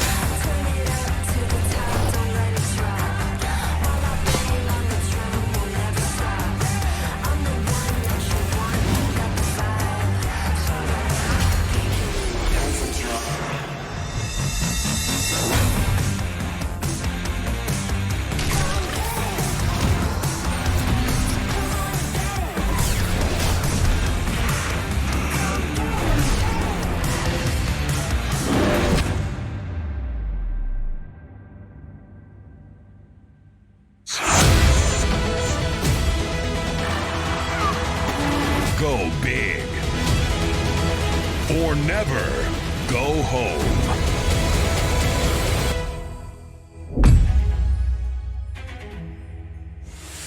Here to tell us more about the Grounded update are Adam and Eric from Obsidian Entertainment. Gentlemen, thank you so much for being here. Thanks for having us. It's a pleasure to be here. Yeah, it's a real honor. No, absolutely. Love Grounded, love everything that you guys have been doing with it. Now, my first question is this mushroom system. What can you tell me about that? Yeah, so that's one of the big things for the Shroom and Doom update is mushrooms. We're really changing how the yard is with mushrooms. Every mushroom that you see in the yard is now harvestable, which is really cool. So the small ones, the big toadstools, the ones that you find in caves, now those were present in the yard before, but now you can actually harvest them and get mushroom stuff out of them. The next kind of part of that is that we're adding a couple base building elements like mushroom bricks. Yeah. So you have to take all those mushrooms that you find, and then you have to grind them up in a grinder, which is a new building. And then you have to take them to your oven, which is another new building that we're adding, and bake the mushroom stuff into bricks. And then with the mushroom brick buildings, there's a whole host of new options for base builders. And it's more fortified walls and a bunch of other options so you can build a cool big castle. Oh, that's really cool. Now, we saw the Broodmother, so you're bringing bosses into Grounded. What can you tell me about that? What does that mean for the direction of the game as we move forward? Yeah, so the Broodmother is our first boss. Yeah. So we actually launched with the Broodmother, and we didn't really feel it hit the right mark. So we took the Broodmother out, and we wanted to spend a lot of time making it a really memorable boss fight. So we put a lot of development effort behind the Broodmother, and it's going to really feel like a big, huge fight and a memorable one. There's a lot of kind of cool things with it. I don't want to spoil everything. I want players to kind of experience it for themselves. But it definitely is something that we want players' feedback to see, like, what do they like? What do they not like? How is the challenge? We want to make it really challenging and have a good reward for defeating the Broodmother. But is it too hard? We'd like to know that. So for future development on Grounded, like, we want to make more bosses. And so we want to get all that feedback to improve the system. Now, you actually bring up a great point about community, but I'll put a pin in that and come back to it in a second. So I know you don't want to spoil anything about the Broodmother, but is there any tips you can kind of give people ahead of time on what they can do to survive that encounter? I would definitely say that you would need to make sure you have the highest tier armor and gear up really well for this fight, because it is going to be difficult. And then you also want to have the right mutations equipped as well. And if you're playing with your friends, it might be good for one of your friends or yourself to use the brand new crossbow we're going to put into the game, so you can have some ranged DPS while someone else like face tanks the Broodmother. Yeah. So it's going to be pretty cool. That's pretty cool. So again, going back to community, I know you love getting feedback about Grounded, obviously starting as an early access game, but what are some of the things that you're looking for as far as in this update? What was something that you got feedback-wise from the community that you put in this update? Yeah, so there's it's one thing that we love working with community. So that's something that we, as developers, we love just hearing what people have to say about the game, and we're continually developing it with the community. So there's a lot of new things in our new update. One of those things is flipping buildings, and that's one thing that we're really just adding like those little features. Another one is just sprinting up ladders, which is something that just hearing people how they interact with ladders and adding a sprint mode. The other one is one of our funnier features that we're adding is sitting in chairs. Yeah. So it's something that a lot of people really, really wanted. We're also interested in like the first phase of pets in the game. So we're going to start with aphids. So you'll be able to tame an aphid, run around the yard with the aphid. But you also got to make sure you protect your aphid, because accidents can happen in the backyard. Oh, there's one other thing too, achievements. So we're really excited to announce that we have achievements in Grounded, and that's purely based on everyone's feedback. Everyone's been wanting achievements, and so we're finally adding them to the game. That's really good. Now, again, sticking with this, the topic of community. So this was an early access game, and it sounds like pretty much the foundation of what Grounded is was built off of community feedback. So how does that process work internally for you as far as people submitting, like, hey, I want to sit, I want achievement pets. Like, how does that whole process work? So we have a lot of avenues where we gather feedback from the community. So we do weekly developer streams where chat can ask a bunch of questions when we have Adam on or other developers or myself, and we'll gather feedback and sessions there. And then our main source of feedback is through our official Discord, Grounded the Game. And I use a series of bots to gather a bunch of feedbacks from the players, and then from there, me, Adam, a couple members of the team, and also from the community team get together, and we have a weekly meeting going over all the suggestions and kind of prioritizing what will work and what we can put later in the future for like other suggestions. Excellent. Well, gentlemen, thank you so much for taking some time to come talk to me about this new update for Grounded. It looks like a lot of fun. I'm going to get to sit, I guess, right? Yep. So that's great. Thank you so much. Yeah, it's been a lot of fun. It's almost time for a closer look at the multiplayer trailer for Halo Infinite. But first, it's time to see what the snow, the slopes, and the powder spray look like when powered by Xbox Series X and S. This is Shredders. Hey there, and welcome to this stream where you'll get an extra glimpse on our snowboard game that's called Shredders. I'm Dirk van Welden, project lead at Foam Punch. Hello, this is Marcus Foshmo, tech lead on Shredders and Foam Punch. Yeah, you've probably seen our trailer at the Xbox event.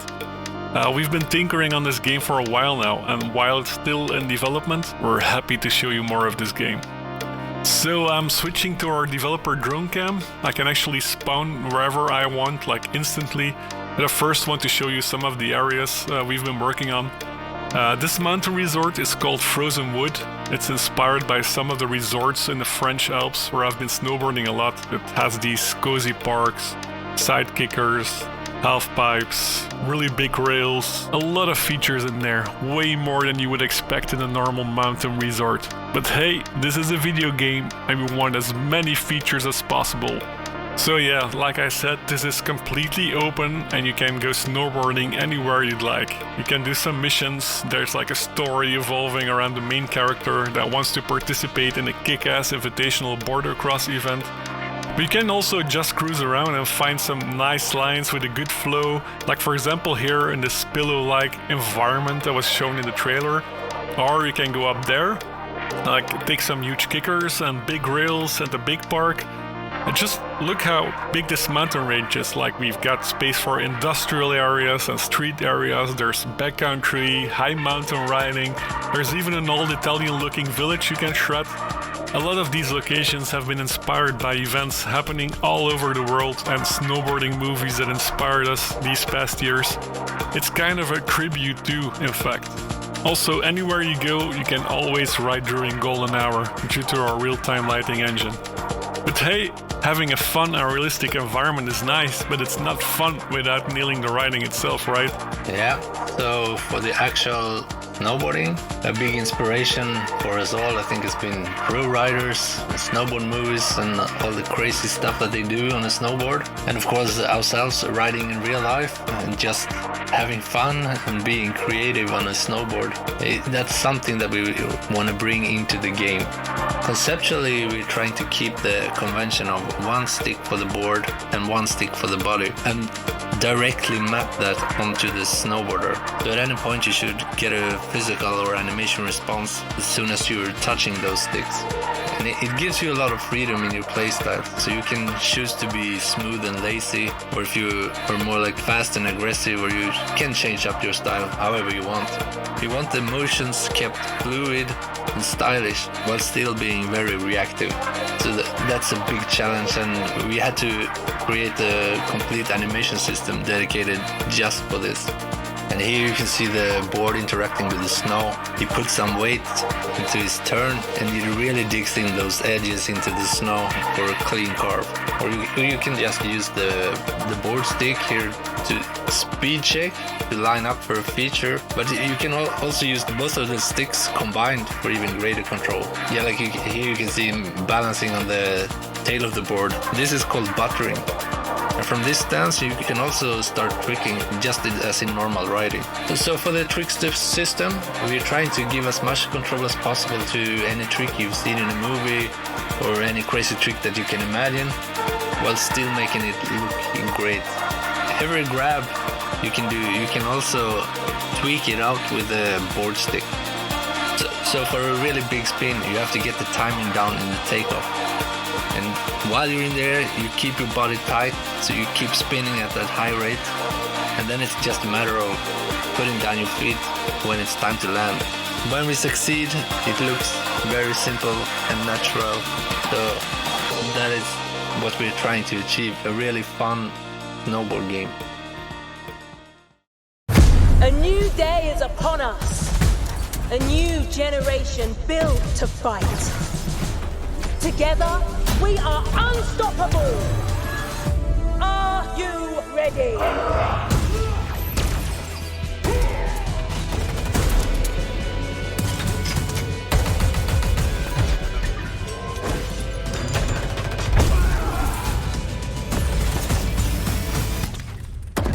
No scope.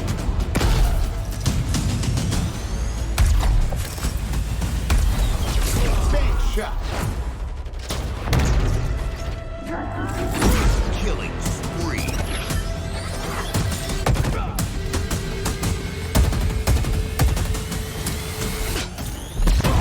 Double kill. Hello, let's do some damage. Skewer acquired.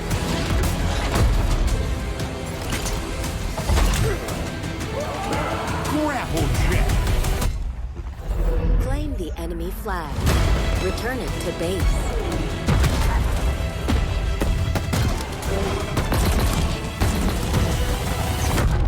Ordnance drop inbound.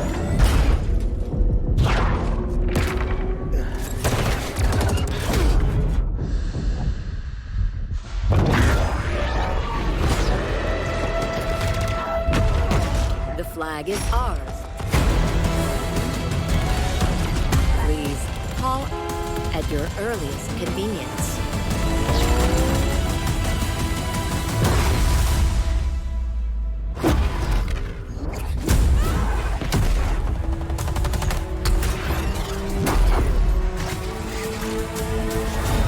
Now, show me what you can do.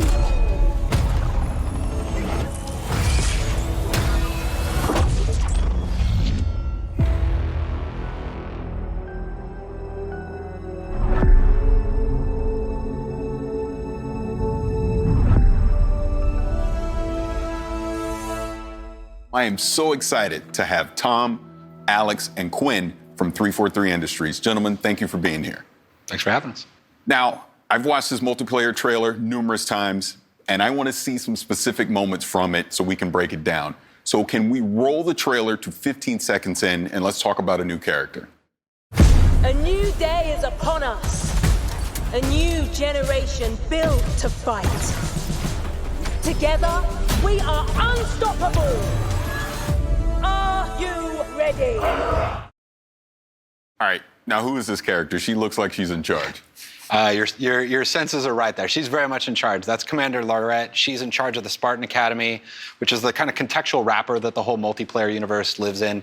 She is basically training the new generation of Spartans to, become better, and that's really where everything wraps around.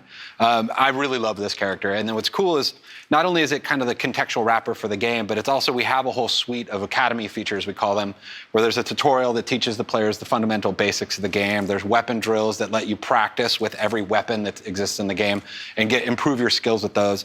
And then there's a whole thing we call training mode, which lets you play against bots on any map, basically, in the game, and lets you experiment with the toys and kind of learn the flows of everything. So we really want to bring players on board with the game, and again, under her orders and her charge. Now, I want to go to 50 seconds in the trailer because there was a lot of action going on, and I want to check that out.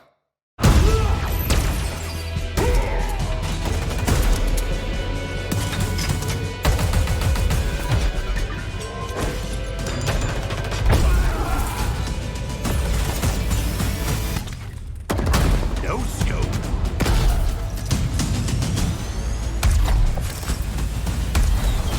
Bank shot. Killing spree.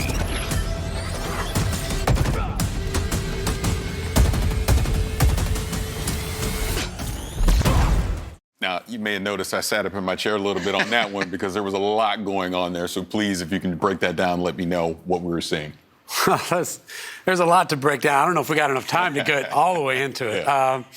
But some of the things that I really love when I look at that trailer is that first sequence where the player, they have the Bulldog shotgun, they're running through, shotgunning enemies, they grab the commando off the rack, put some shots in, low sensor, like there's all sorts of different things that the player is interacting with, and that's the sandbox. That's what we call the sandbox, the toys that is at the disposal for our players' hands. And we just really love that moment in the trailer where they have the grapple shot, they look up, grapple the ceiling, and then in midair, no scope snipe an enemy, come all the way down, back whack a foe, and then the rest is history as you just see what happened in that trailer. But that's just some of the stuff that players can do, and that's actually the game. That's not just a movie for cinematic experience. Like that is the game that if players are good enough, put in time, they can actually do the things that you see in that trailer.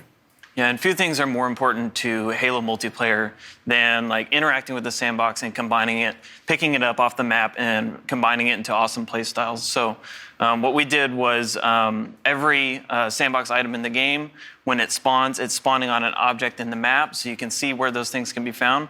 And then it also tells you the respawn time of that item, when it's going to come back. And you always know, I can go grab that commando over at this spot like that guy did. So, and then when the players, accrue all those awesome items and do awesome things, you heard the return of Jeff Steitzer, the multiplayer announcer, shouting out medals. So we always want to give players medals when they do really cool things. So you heard some there, and you'll hear some later on in the trailer. Oh, that's awesome. See, when I watch that, to me, that's Halo. That's Halo to me. I absolutely love that. Now, let's skip ahead a little bit more into the trailer to 57 seconds. I heard a voice, so I want to know what this voice is. Let's see it. Hello, let's do some damage. Yeah, so that is the player's personal AI. So in Halo 5, there was a squad leader that announced, when weapons are going to come up and other things going on in the match. And in Infinite, we have the player, like Chief has Cortana, they have a personal AI in their helmet that is kind of telling them these things. And it's also another way that players can show their personality in their characters. So there's multiple personalities and characters for the player to choose, so that the right AI is in their helmet, helping them out in combat.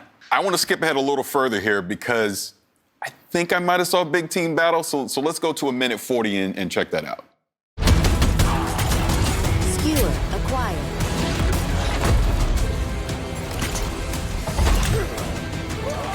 Grapple jet.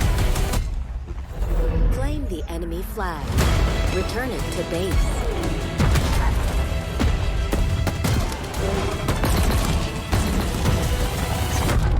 Ordnance drop inbound.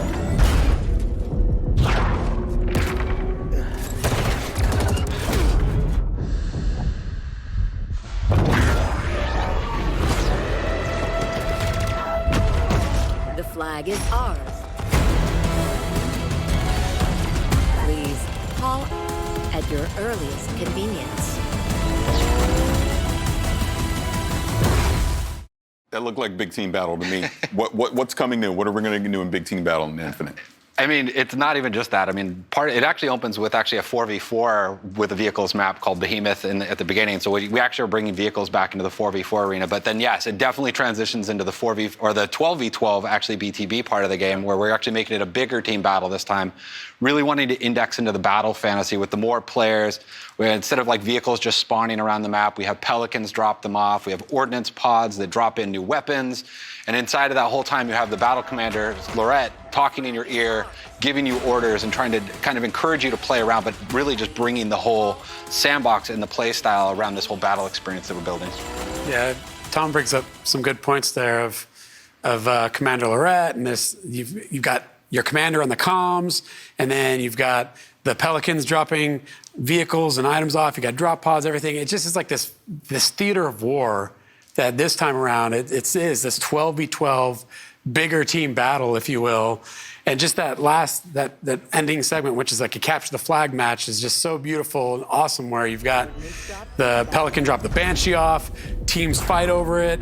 You and your teammate are just making a beeline for the Banshee. Your teammate gets picked off by the sniper, and you're like, oh no, and then you get the skewer, take that sniper out, jump into the Banshee, and you hit the jets and fly up into the sky and go for the enemy flag. That to us is what is so exciting about this version of Big Team Battle, with all of the toys, all the vehicles, the modes coming back, the maps, the brand new maps that you see there. I mean, it's going to be an amazing experience. Yeah, trust me, I cannot wait to get my hands on it for myself. But let's move on. I want to go to 208 in the trailer because I think I saw a samurai. So let's check that out. Let's go to 208 in the trailer.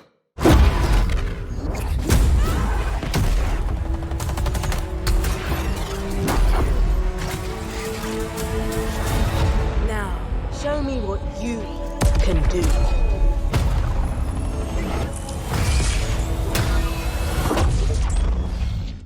Okay, so I guess next would be a ninja, because that was definitely a samurai. So kind of talk about that. So we're going to start seeing some more customization with the armor coming in Infinite? I mean, that is a samurai Spartan armor. Yeah. And so it'll be an armor you'll be able to unlock for free in the first season, which is super cool. Players will be able to equip it, gain more armor pieces and customization options for it, et cetera, across the season.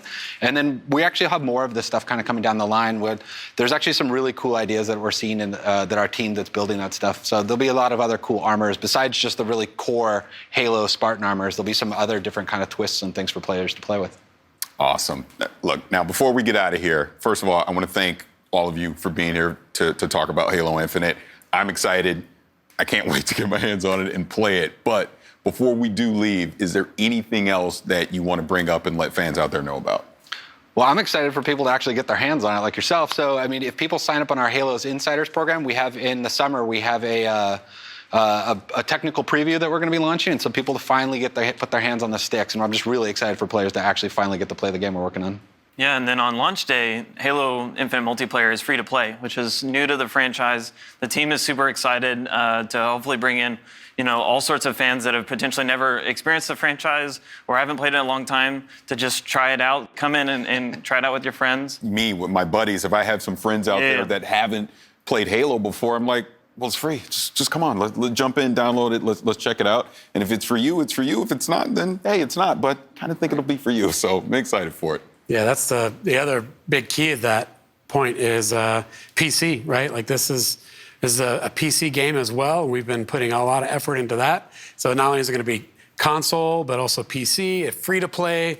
Like the barrier to entry is so low, and that has us excited. And I think as we really just to really think about it, is we've been working on this game. And as developers, when you work on a game, you want to get that game out there. And that almost seems like, for us, that's the finish line. But in reality, it's going to be the starting line for all of us, for us and the Halo fans. Day one, there's going to be a bunch of content there and things that are exciting and good. But then we're going to add more content. We're going to add more maps. We're going to add more modes and weapons and vehicles, equipment items. And it's just the beginning of this whole journey that we've been on for a while, and we're going to take everyone else with us as the game comes out. I'm excited. Gentlemen, again, thank you so much. Now, for fans who want to learn even more about Halo Infinite Multiplayer, check out the brand new deep dive video with the whole multiplayer team over on HaloWaypoint.com. And allow me to give a big thanks to everyone who's joined us today. Whether you play your favorite games on Xbox, PC, or Game Pass, the next 12 months will be nothing short of spectacular. It has been my absolute honor to be your host and share this experience with you. But before I go, here's a gameplay deep dive from the team behind the highly anticipated Scarlet Nexus.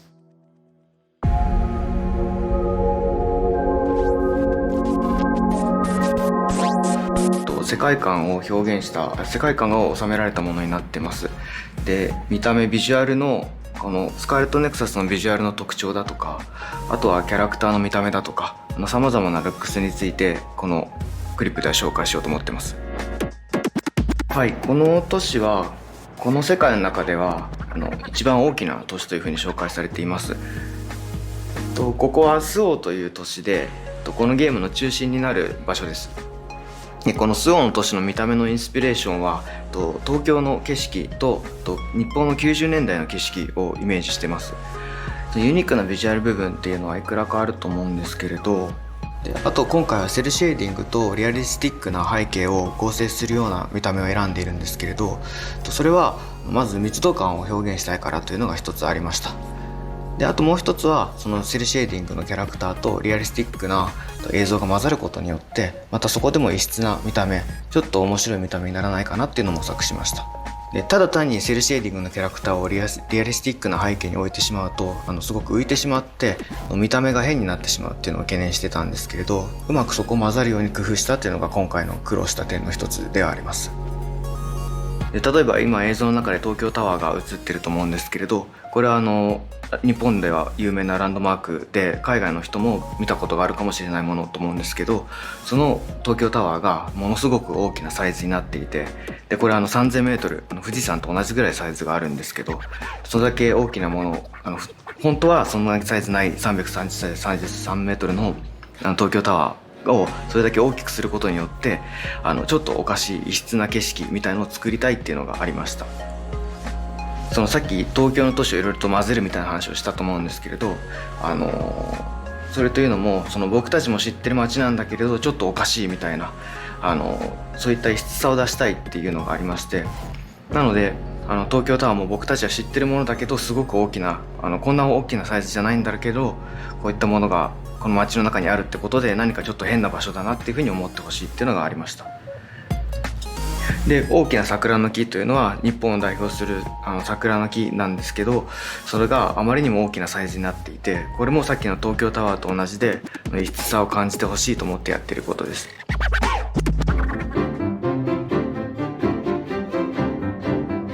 でこれが本作の特徴となるカイという主人公たちに立ちはだかる敵なんですけれど、この見た目については私は新規 IP 新しい IP の新しいクリーチャーということで、変わった見た目、何か興味を引く見た目にしたいというのが一つありました。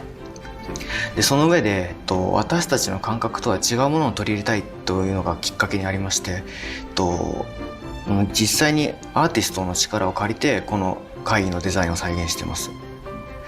でそのアーティストの表現というのはその美しさがありながらもその死の世界だとかそのネガティブなイメージとポジティブなイメージを一つにしたような幻想的な表現をする作家の方なんですけれど、また彼らの動きについてこだわっているのは私たちの知っているような生き物でありそうで生き物のようであって私たちと違うものであるっていうのを表現したいっていうのがあったので、動きの中に一見動物のようで急に違うような動きをするだとか人間のようでいて人間と違うような動きをするだとか、そんなモーションを取り込んでます。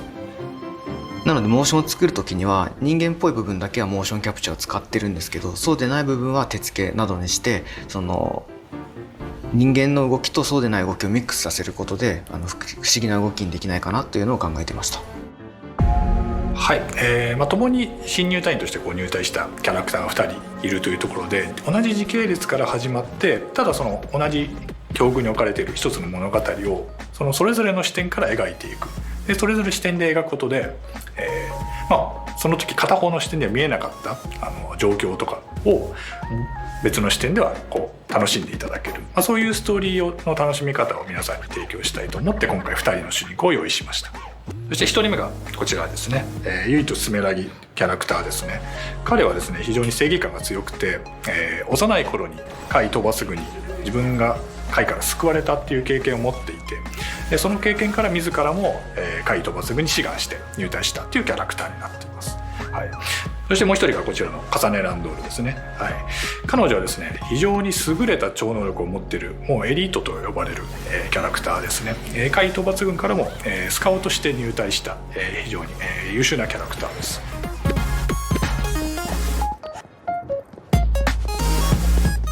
左側がですねこの重ねの視点ですね。で右側がユイトの視点でのイベントシーンになっていきますが、今重ねの視点でご覧いただいた通りちょっとユイトの姿が見えたりとかしています。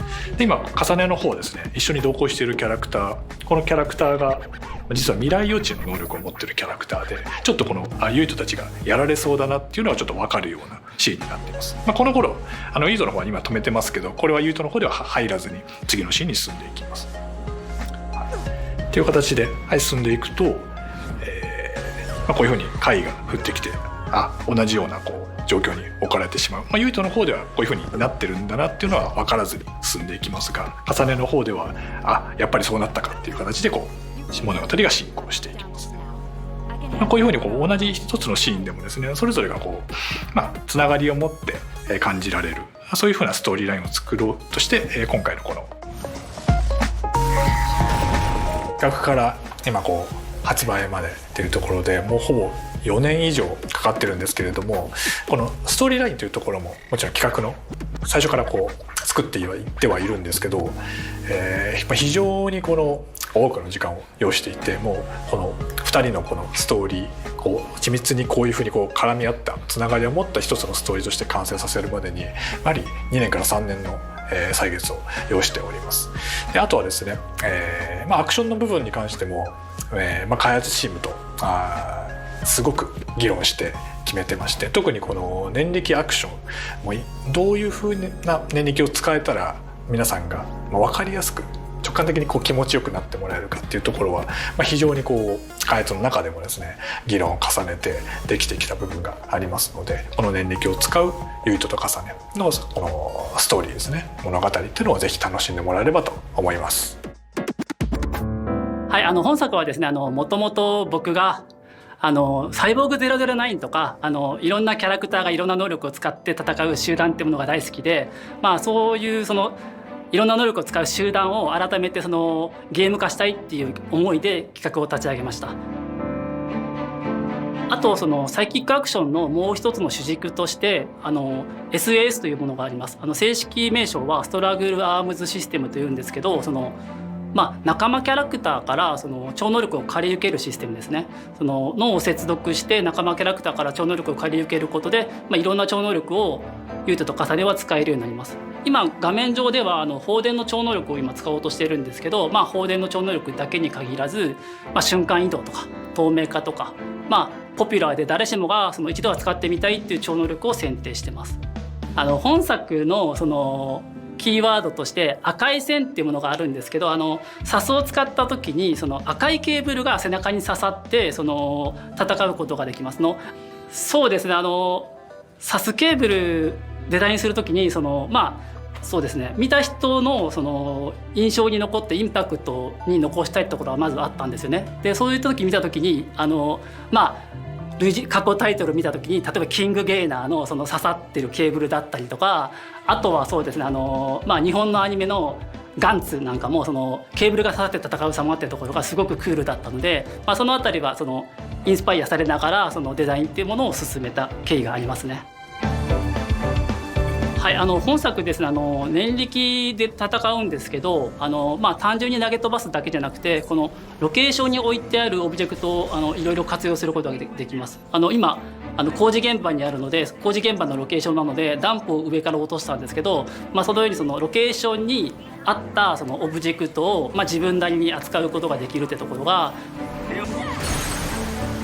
はい、ここはそうですね、ドラム缶の中から水を出してその貝を水浸しにしてます。でその後そのサスの放電で戦うことで水浸しになったその貝を電気でしびれさせるということもできるので、その超能力念力とそのサスを組み合わせて戦うというところが一つ特徴となっております。しっかり遊びたい人もそのカジュアルに遊びたい人も幅広く楽しめるものとなっております。はい、プレイヤーはですねこのようにブレインフィールドっていうねその特別な必殺技を使うことができます。これはですね海抜軍が使うことができる近畿の技で非常に強力なんですけど同時に非常に危険な技でもあります。ユートと重ねが展開することでそのオブジェクトがその空間内に浮き上がってその念力は使い放題になるんですけど、一方でその非常に強い負荷が脳にかかってしまいますね。なので自分の言動がちょっとおかしなことを言ってしまったりとか、あとは聞こえないノイズのような幻聴が聞こえたりとか、あとはこのようにその途中で頭抱えて動けなくなったりとかそういうことがあります。で加えてですねこの残り時間の秒数があるんですけど、これが制限時間が過ぎるとゲームオーバーになってしまうっていう非常に危険な技になっております。はい、なんだけどその非常に危険な技なんですけど、それをうまく使いこなして戦う自分がかっこいいっていう風な思いをプレイヤーに感じ取ってもらいたいなと思っております。あとそのブレインフィールド発動したらフードをかぶってそのたくさんケーブルが刺さった異様な姿になるかなと思うんですけど、これもその、ダークヒーローっぽいかっこよさがその、すごく危険な超能力を自分が扱って戦ってるってところを感じ取ってもらいたくてこのようなデザインにしております。はい、こちらブレインマップと呼ばれるシステムになりますね。こちらはプレイヤーが成長するスキルツリーとなっております。このようにちょっとその脳みその形をデザインしたツリーを意識して作ってます。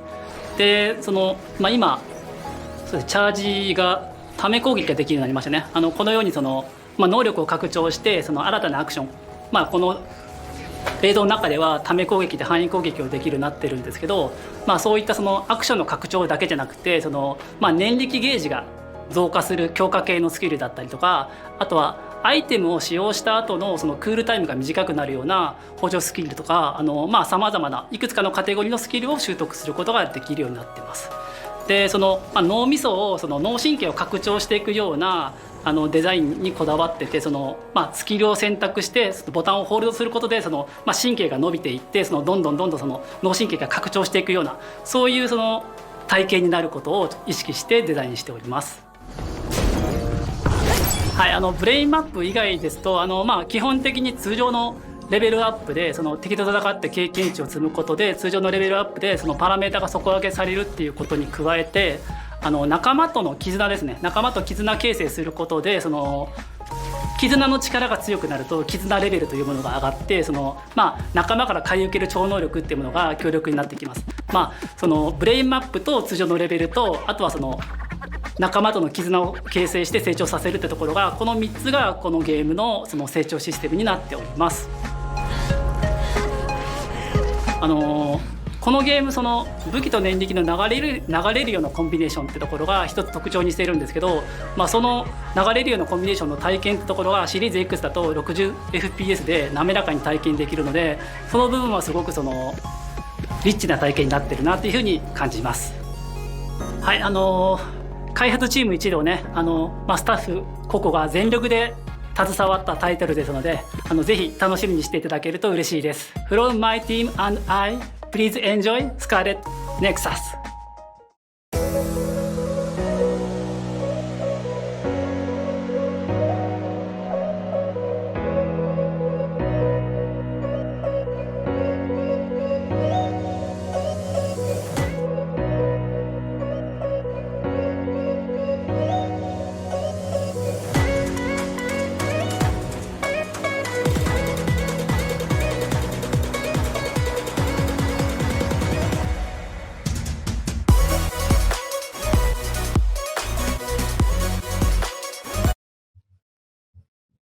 Hello, everybody. Welcome back to IGN's Summer of Gaming 2021. I'm your host, Ryan McCaffrey.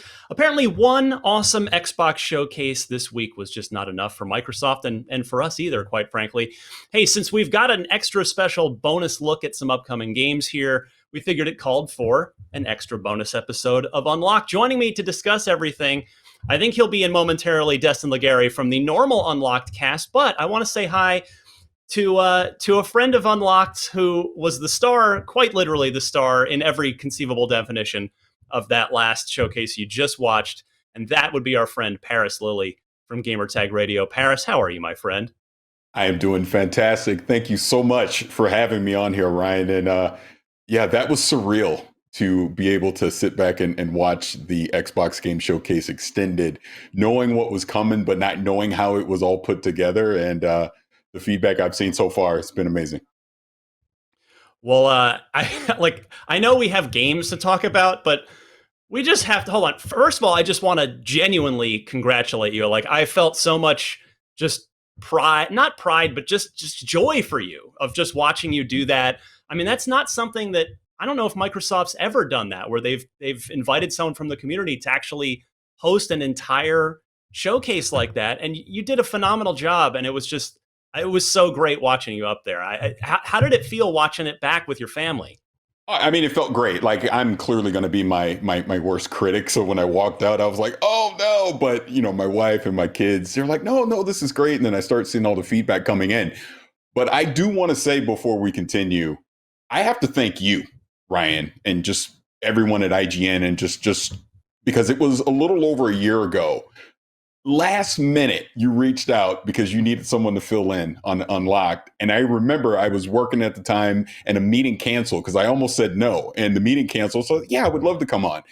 And that conversation you and I had back then obviously led to me doing more things with IGN. I wound up joining Kind of Funny and, obviously the stuff I've done with Gamertag Radio over the years. But it's just been this roller coaster that led to the moment that I just had today. And you're a big part of that. And I just want to sincerely tell you thank you. But overall, doing the show, the entire process, want to thank everyone at Xbox. It was just such a great opportunity to be able to do something like that. But ultimately, I had fun. And I hope that showed, to everyone that was able to watch it, that I was just having fun with it. And it was a great opportunity. Just very thankful. Well, you're very kind to say what you said about me and about IGN, but you've been doing the work for years on Gamertag Radio, so I'm just happy to help put up the megaphone to be a Paris fan. But Destin, welcome in. Hey, there you are. Sometimes you click the close on the wrong you click the wrong button and bad things happen. But yeah. All right, I want to start for a selfish reason and also for a legit audience service reason here with the Design Lab, the return of the Design Lab. This was, first of all, the moment of this entire thing, because Paris, you pulled off, and I realized I now by default, I didn't know this was coming. I by default have the exclusive first interview with you after you performed and successfully completed one of the most epic friendly trolls I've ever seen in my life. Now, for those that aren't aware, Khalif Adams, who runs the absolutely essential Spawn on Me podcast, which I mean, he's been on here. Unlocked fans know who he is, but everybody should be watching and subscribing to Spawn on Me.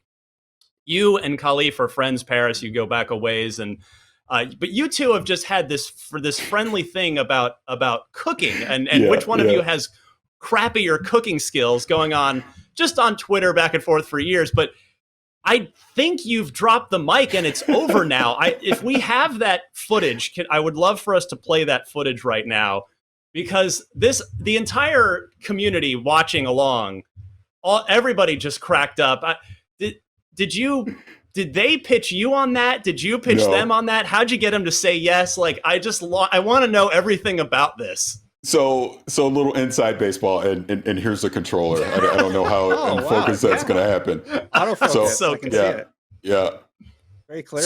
So the way this all went down was, I knew I was doing the show, and I knew Design Lab was going to happen. They wanted me to customize my own controller so that we could talk about it, and I was on stage. So I just in the moment, I go, what would be funny would be to put Ka Can't Cook on it. And I did that. And the people I was talking to at Xbox, they're like, oh my God, that's brilliant. You should totally mix that into the show. So when you see me do that, that isn't scripted. It wasn't written down. I just did it on the fly, like right then and there. We had 2 different takes of it, but that was the second take that I did.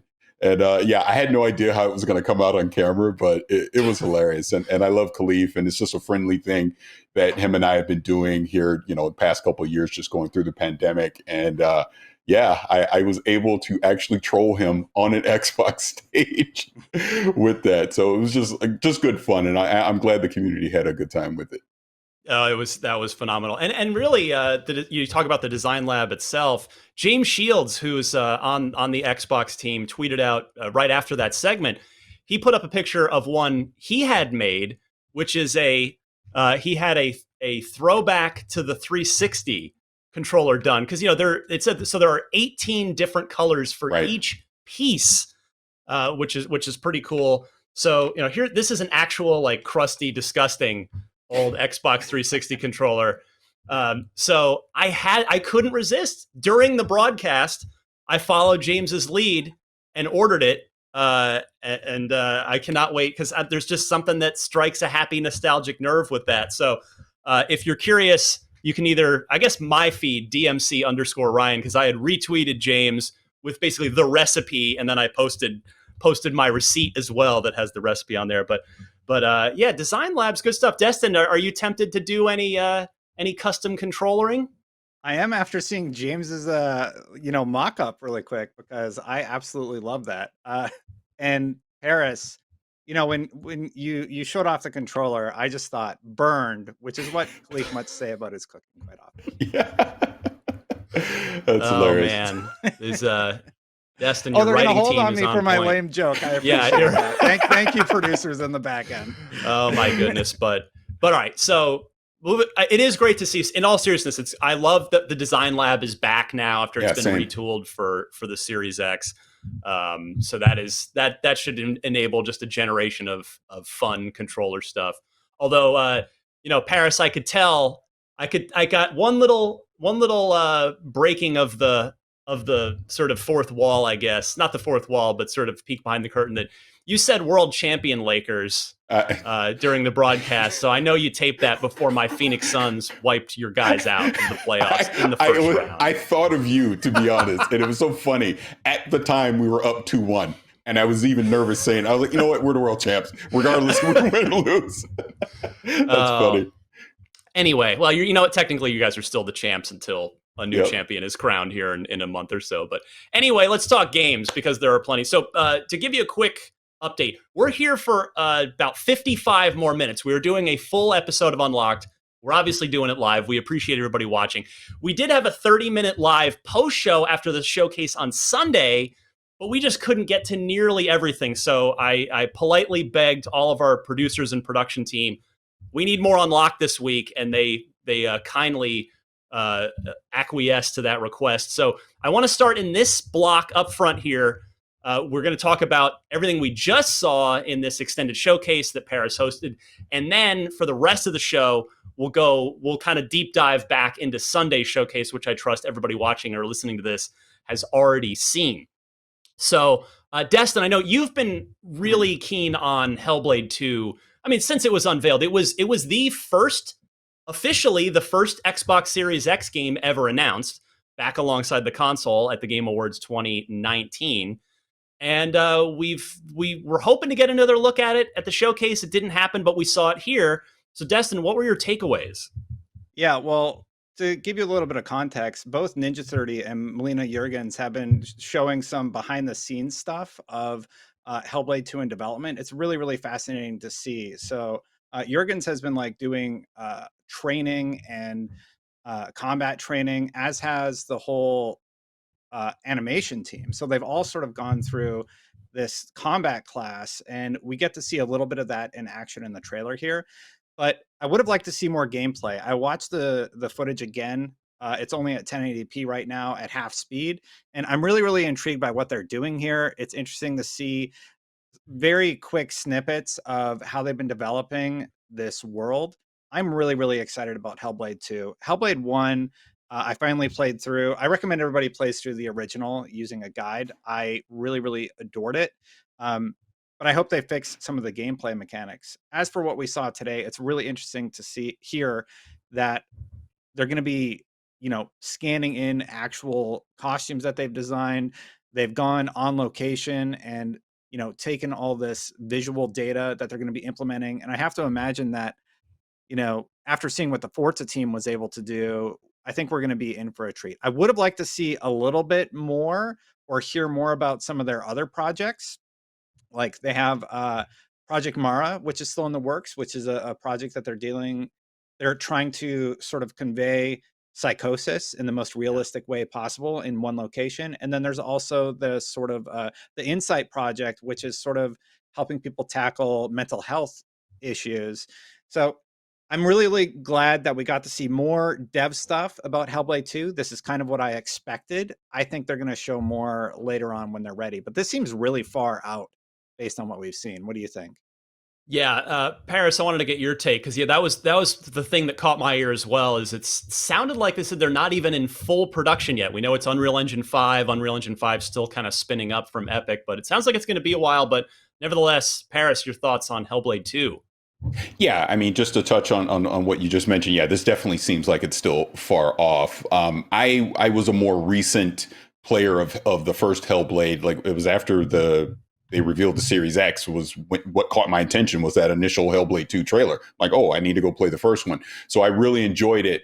And everything that we're seeing here and the little sneak peek that we got, I mean, it looks like, kind of to go to the thing that you're talking about, Destin, I do think they'll address some of the gameplay issues because I know exactly what you mean about not having a guide. But this looks like it's going to take that experience to the next level and continue that story from where we were. So I'm excited for it, but I'm not holding my breath anytime soon, to see that game. It sounds like between COVID and going to Unreal 5, it's going to be a while before we get it. Yeah, I think on Unlocked over the past year or so, since that announcement, year and a half now, I guess, I think we were sort of optimistically hoping that would be a game we'd see early-ish in the Series X generation because it was the first one announced. Right. But hey, you can't rush greatness and let them take their time. As we saw at the regular showcase, which we're going to talk about in depth in a second, there's plenty of games to keep us busy from now until whenever Hellblade 2 does end up shipping. But we've got plenty more to discuss about the Xbox showcase from Sunday and what you just saw today. But first, IGN Summer of Gaming is presented by The Tomorrow War, which is starring, of course, Chris Pratt, and it's out exclusively on Prime Video on July 2nd. J.K. Simmons, also in that one, who I loved in Invincible and many other things. And now, so get comfortable. The time has come for us to take a short break. We'll take a look at the latest trailer from Tomorrow War. Enjoy. Welcome back to Unlocked right here on IGN's Summer of Gaming, which, as the name suggests, extends beyond just E3. Obviously, because E3 is over now, but we're not. You can find our virtual events coverage all summer long on IGN.com, on YouTube, on social media, and now even the IGN Portal app on your smart TV. And if you didn't get enough gaming coverage over the past week, check out E3's official online portal and app featuring virtual booths, articles, videos, and tons more. All right, let's pick up where we left off here. Paris, I want to go to you on Psychonauts 2. I feel like I always love hearing from Tim Schafer. I feel like this is a game that's going to catch a lot of the Xbox community off guard in a good way, because the first one is it's a cult classic. It's only old guys like me that have played it and remember it. I think everybody's going to be really pleasantly surprised by this game. 100% agree with you. And I think it was very smart of them to get the original out there into people's hands ahead of time. So hopefully they'll pick it up and they'll discover, just the genius that is Double Fine and Tim Schafer. Yeah, I think everything that I've seen so far with Psychonauts 2 just looks fantastic. It really does. And I can't wait until August when it comes out, because I've been screaming that Xbox needs a platformer. They need a platformer that everyone can play. This is, in my opinion, probably about as close as they're going to get anytime soon to having that, because I just think the humor that Double Fine has and this world of Psychonauts, I think is going to resonate with a lot of people. And if anything, you're probably going to get people that are going to jump in and play Psychonauts 2, and then they're going to go back and go, oh my God, I need to go play the first one because this one was so great. So I'm actually just excited for people that are finally going to enter this world and understand the greatness that is Psychonauts. Yeah, Destin, it's sort of a weird full circle moment coming up for Psychonauts, because Microsoft was the original publisher of the original Psychonauts, but then they dropped the game and Majesco ended up publishing it on an original Xbox. And now it's coming back full circle with Microsoft acquiring Double Fine and publishing and, helping fund Psychonauts 2 and bring it to the finish line. How's your hype level for this one?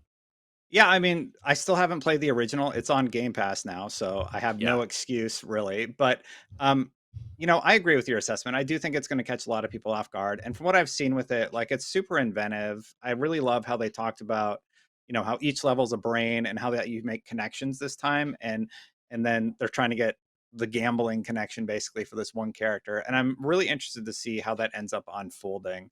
Anytime you're dealing with, the brain, you can do some really, really interesting stuff. And Double Fine is just one of those companies that I can't wait to see what they do. I was actually just replaying through Brutal Legend, one of my favorites, last week. So yeah, another Tim Schafer join.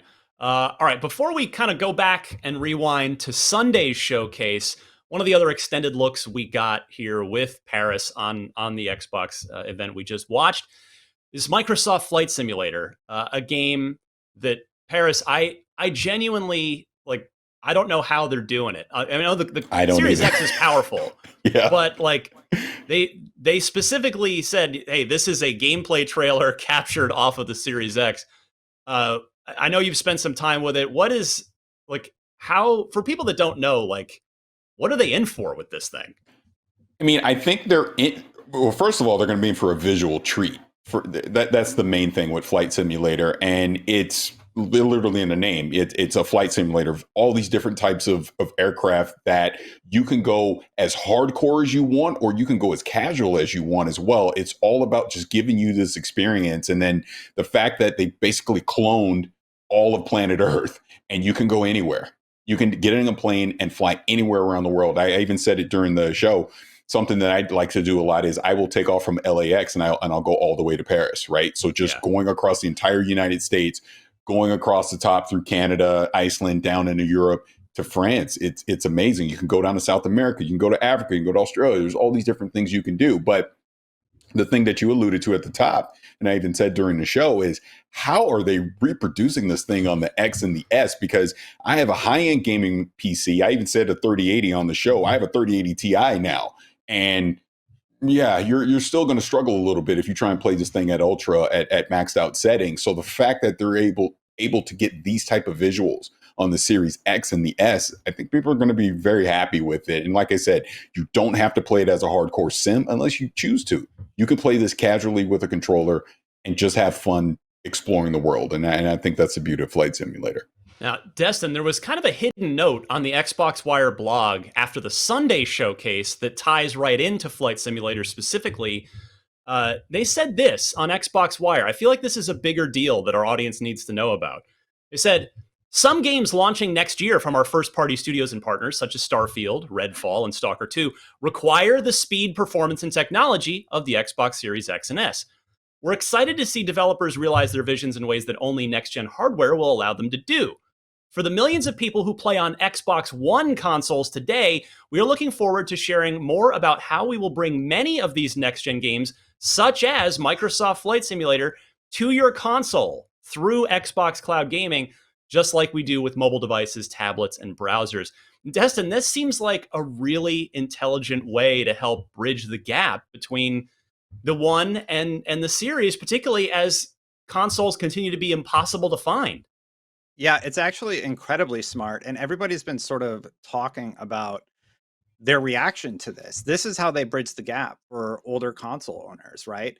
And it's just really, really great because it means nobody really gets left behind. And that was sort of a philosophy that Phil Spencer talked about pretty early on with the series of consoles. And also all of those streaming devices are being upgraded to Series X consoles. So when they activate the browser ability on your console to play all these games, people are going to be able to play Flight Simulator looking its best. They're going to be able to play Halo looking its best. And I think the biggest concern is going to be latency.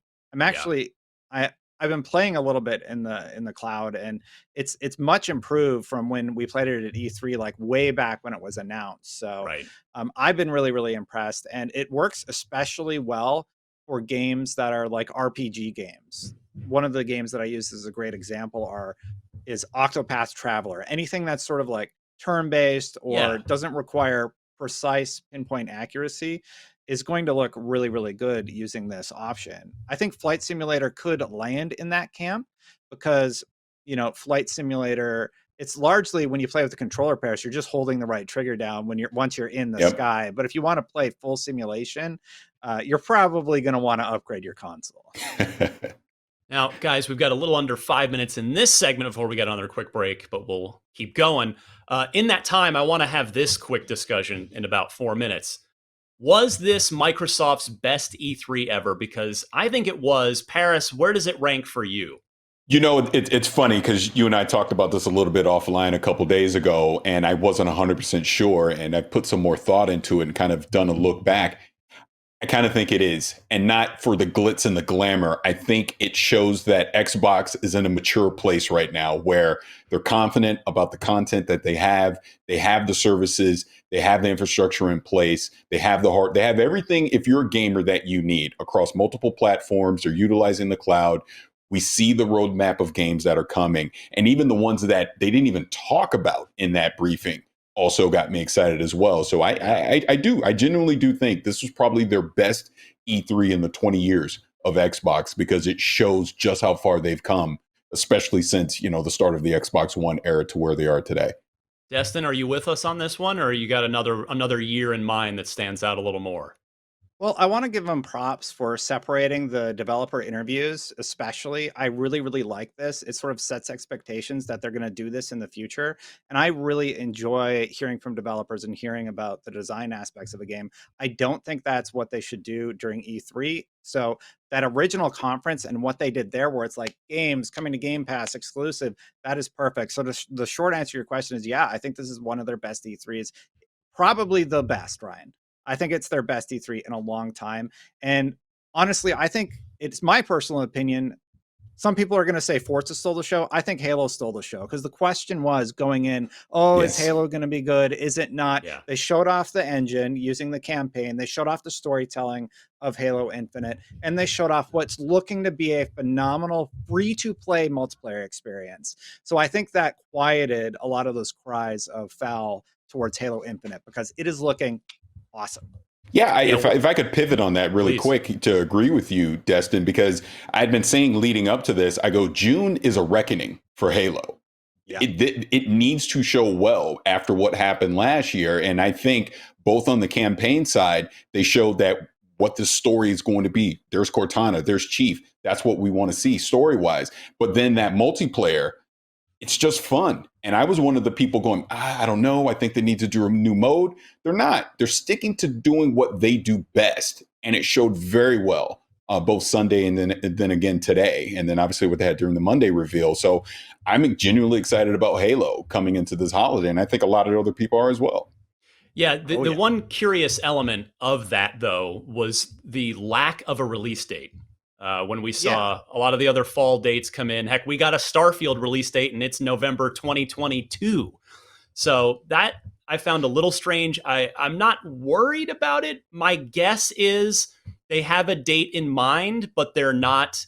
They're kind of waiting to see if they're going to need to, push a little bit farther for a little polish. So that would sort of indicate to me again, and I'm clearly just talking.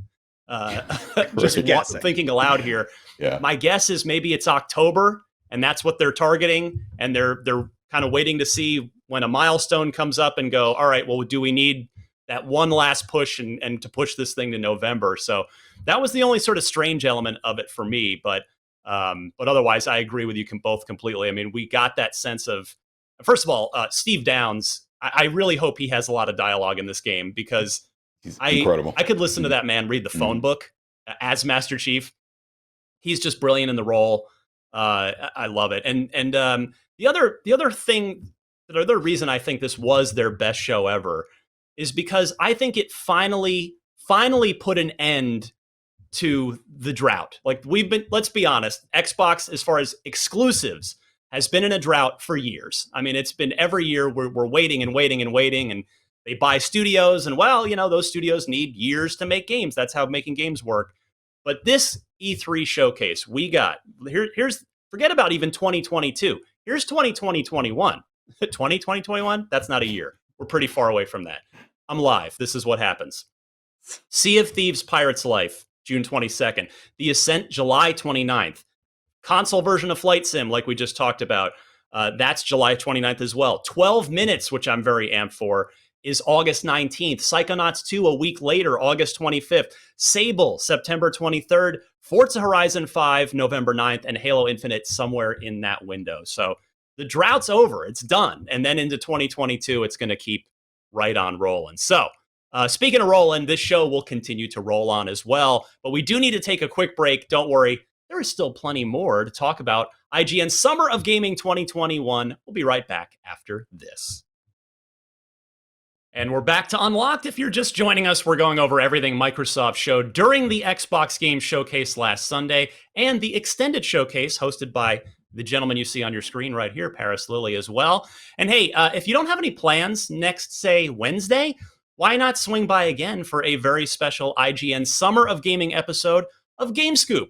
1 week should be enough for everybody to catch up on their sleep, catch up on any announcements that they might have missed, because it's been an exciting week. That's what happens. Now, Destin, you're a self-proclaimed zoo tycoon maniac. Were you upset? This is the key question of the entire show. By the lack of simulated elephants and zebras and whatnot. No, there were plenty of them in Flight Simulator. Yeah, they're just down there. They're all hanging out. All right, back to Brian Altano. That was for you because I'm guessing that's who wrote that. That's I'm having my Ron Burgundy teleprompter moment right now. Let's keep it rolling. Going back to the showcase, they opened with Starfield, which I think said a lot. They also closed. They opened with Bethesda, closed with Bethesda. Paris, you had to get things off to a big start. Was it going to be Halo? Was Starfield going to be the last thing? They opened with Starfield and Todd Howard, and we finally got a snippet of gameplay in a little bit more detail here. What do you think? Are you sort of excited by what you saw from Starfield? I am for the potential of what it can be, and the fact that they're confident enough to say November 2022 it's going to come out. There's still plenty of time, obviously, to go deep dive more into what Starfield is. But the fact that they're looking at it as this is their first new IP in 25 years or something like that, he said. But in other words, it invigorated that team to want to do something new, do something exciting. So it seems like it's a passion project for that team. And obviously, we're going to be the ones that benefit for whatever it is. I have a theory that them being so confident in that date means the game is probably more ready than we realize, but they now kind of like 343 got with Halo Infinite, they get extended time to actually polish it and QA it and make sure it's the best thing it can possibly be when it comes out. So I'm excited. Think about it. We'll see it a year from now again at E3, and I'm sure Pete Hines and Todd Howard and everyone over there will be talking about it extensively as we go into 2022. But I think that was the right move to open the show with that game, get all the speculation out of the way, and now we can move forward. Now, Destin, Mr. Todd Howard also put to rest any sort of stress about, is this exclusive to Xbox? We hadn't quite had crystal clear messaging on that. It was made explicitly clear Starfield is an Xbox console exclusive, period. Yep, that's right. It's console exclusive, and I can't wait to play it. I think it's a testament to how good this trailer looked, that so many people thought it was just CGI, even when it was clearly labeled in-game footage. Mm-hmm. Now, obviously, it's edited in a way where they're showing off the engine, they're showing off what it can do. There's also tons of teases in there, including, Easter eggs that reference Elder Scrolls 6. But I'm really, really stoked for Starfield. And a few things that they've been talking about behind the scenes. Yes, it's the first new game in 25 years, you said, Paris, right? Something like that, yeah. They're incredibly excited to be working on it. They also showed a little bit of behind the scenes, showing off concept art, how you're going to be able to get different armor sets and things like that in the game. Some of the different locations that you're going to be able to explore too.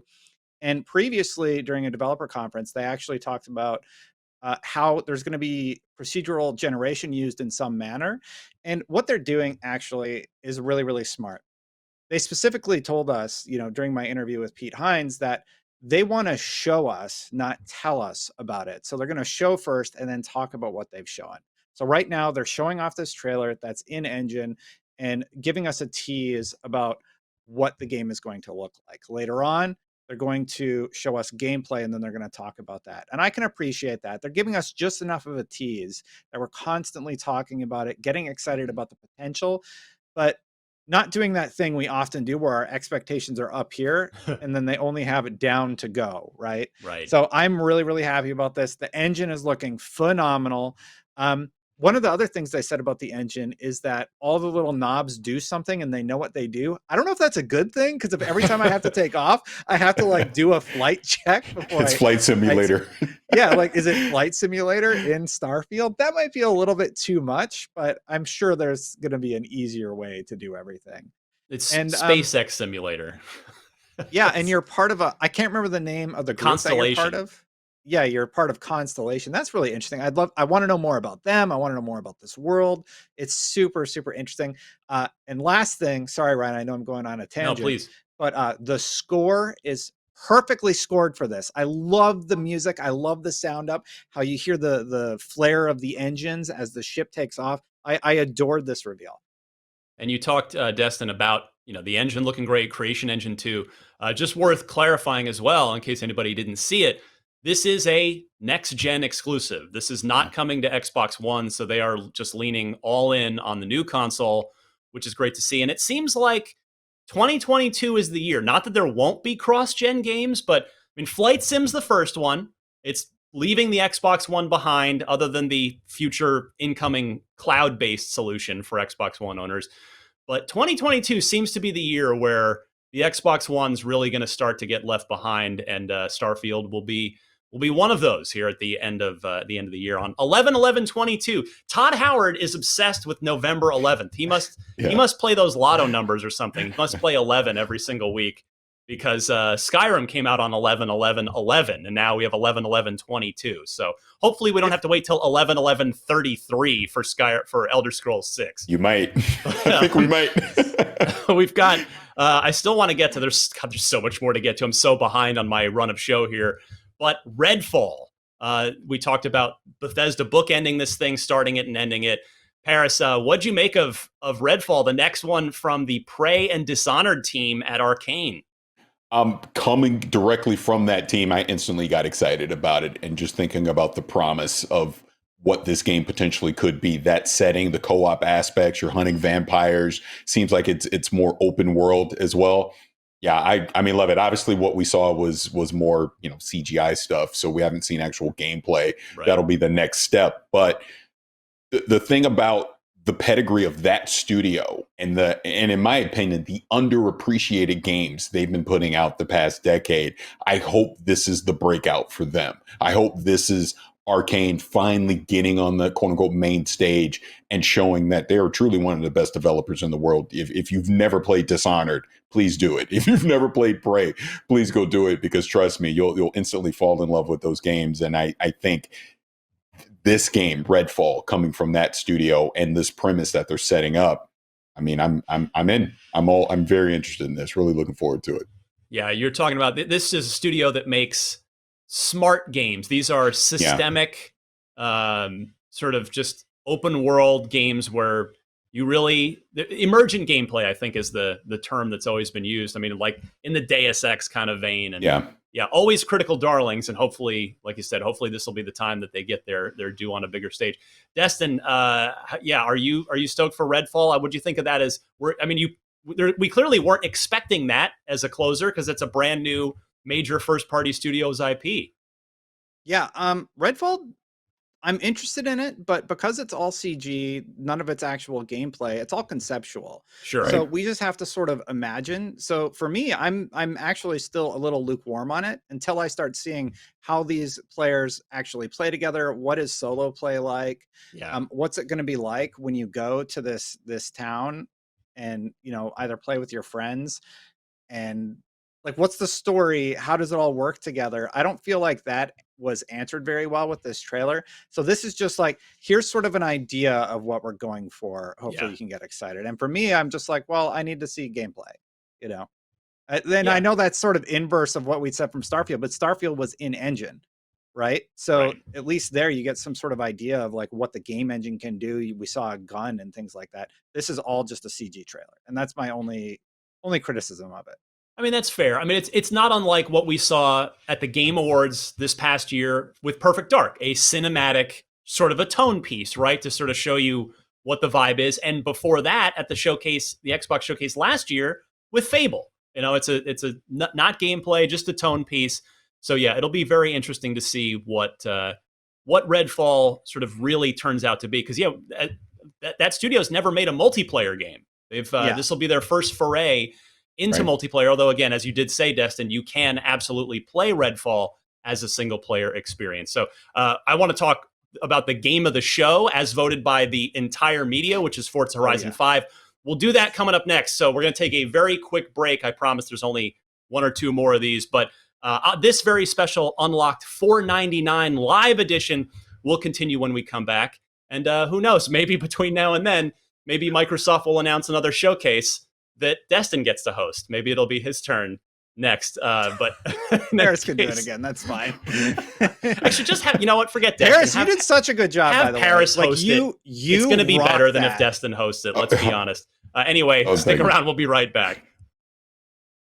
Welcome back to Unlocked right here on IGN Summer of Gaming, a seemingly non-stop celebration of video games. It's actually not even officially summer yet. It's only June 17th, so plenty more Summer of Gaming yet to come. If you are an Xbox fan specifically, as we are, you've probably been very happy with how the last week and this summer, unofficial summer season has gone so far. So let's keep talking about what Xbox has been crushing, because they have been doing just that. The game of the show, as voted on by members of the media, Forza Horizon 5. Now, Destin, I want to start with you on this, because this is a game. We talked about this on Unlocked leading up to E3. I was not expecting this personally, because Forza Motorsport, the next-gen reboot, got announced at the showcase last year, and it's still TBD release date, but here we have Forza Horizon 5 coming in, being announced after it, releasing before it. It's cross-gen, so it's obviously, that's sort of how it's doing that, while Motorsport will be fully next-gen whenever it is ready. But how incredible was that Forza Horizon 5 demo? It looks absolutely stunning. There were moments during the demo where myself, and I'm sure many others, just thought they were showing a photo that they took while during production of Mexico, and then they transition right into gameplay. And I think that presentation style has blown people away. They talked a little bit during this conference about what they did. They used a lot of light data. They shot 12K HDR footage of the sky. They had 400 hours of sky data, as they called it, which they recreated in game. They talked about the volumetric lighting coming through on the skies. And regardless of, whatever people have been saying online, this game looks totally stunning, even if it runs at 4K 30. Now, I have to ask you guys, does that bother you that it runs at 4K 30, especially given that it will have a 4K 60 performance mode option?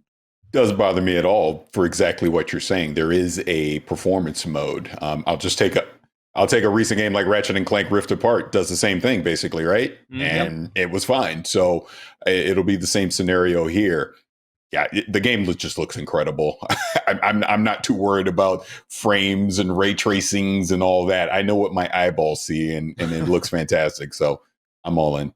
Yeah, as sort of a personal side note on this, I know I'm going to come off like a Forza Horizon like hipster on this, but I have just been so glad to see the Horizon series really kind of catapult into the mainstream view now and the wider Xbox community. Because the first one came out as this spin-off of Motorsport, and okay, it was neat. It was a very good game. And then 2, really, that was the one, in my opinion, where it made the leap. Like we talk about, like Paris, we talk about athletes that make the leap, right? From a good player to just a superstar. And I feel like Horizon did that with Forza Horizon 2. And then 3, when 3 took it to Australia, somehow upped the ante again. I didn't think that they could improve on 3, because 3 is practically a 10 out of 10 game. I think you could make the case, but 4 is better. And now here we go again, and just the player counts have gone up and up and up. And Paris, am I crazy at this point to say that Horizon might be more popular than Motorsport is? Not that they're not that they're either one's bad, but like I feel like Horizon's really just the king now. No, I think you're 100% spot on. I think this is the more popular of the 2 right now. And again, it's not a good or a bad thing. I just think Horizon has the mind share of the community. Kind of like you're saying, like I jumped in at 3. That was kind of my moment to jump in. And then 4, I felt was really good. And then you see this and you're like, yep, I want to play that. So it'll be fascinating to see. I would assume next year we probably get to see a proper Forza Motorsport, and what are they going to do to kind of separate themselves from the Horizon franchise. I almost feel like Horizon is that spiritual successor from Project Gotham Racing from from the early days, and this is just taking that to another level. So I'm excited for the November when this comes out, and I think a lot of people will be jumping on this day one.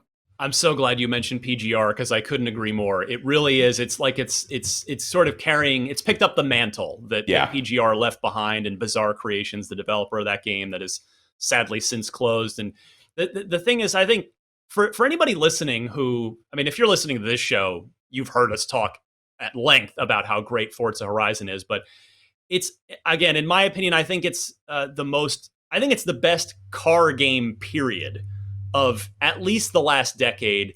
It can be serious, and it can be a pretty serious hardcore racing game, but it also is just so approachable, and it's just so easygoing. Paris, it's like you go to these beautiful places, drive anywhere, and it's like to me, Forza Horizon is like, it's like if you took a 72-degree perfect summer day with a breeze and pressed it onto an Xbox game disc. That's what it is. I love it. Completely agree. I wanted to ask you real Destin. quick though. What did you think about like the weather systems, like the thunderstorms and the sandstorms that came in? Because for me in Forza Horizon 4, I hated it when it snowed. Every time it snowed, I was like, great, I'm not going to be able to drive my Lamborghini. But I think these are great examples of how to do that in a better way. Well, what's interesting about what you just said is, A, the weather systems are awesome, but B, you just reminded me that I went back and watched the Forza Horizon demo again before we went on the air, and just to remind everybody, Fable is being built off of the Forza Horizon technology. So if nothing else, you can count on Fable having some absolutely, I mean, the whole game's outdoors, right? I mean, there'll be dungeons and things, I'm sure, but you can count on insane outdoor areas and incredible weather in the new Fable. And between Forza and Flight Simulator, the technology on display from Xbox and Microsoft here is it's absolutely mind blowing. Yes. I can't believe that these are video games we're playing. It's beautiful. Yeah, it's we live in a golden age for sure. Now, Stalker 2 got one of the longest segments of the showcase. It was over 5 minutes worth of gameplay demo here. And Paris, you had the extended, the sort of developer narrated deep dive of it on your extended showcase. I'll go to you first here, Paris. Stalker 2, third party, timed console exclusive on this one. And I think this game this week went to the top of a lot of people's wish lists, and we've got a date for April on this too.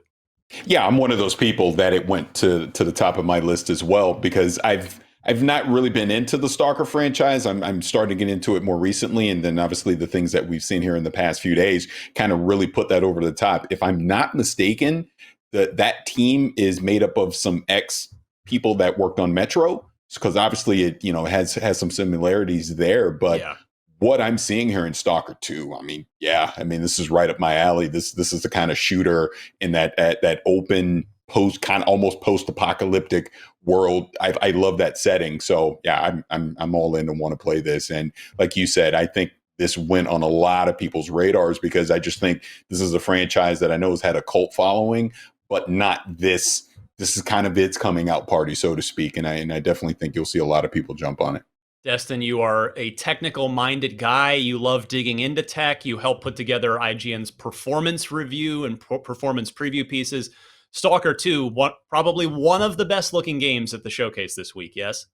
I cannot wait to play this game, Ryan. It is stunning. It is a true stunner, and we had 3 of them. We have Flight Simulator, we have Forza, and now we have Stalker 2 on the list. And just wow. They also did a mini Rewind theater during this. So they talked about how you install mods on the go, how they teased the new faction, how right here he is picking up Jelly, which is going to recover your stamina.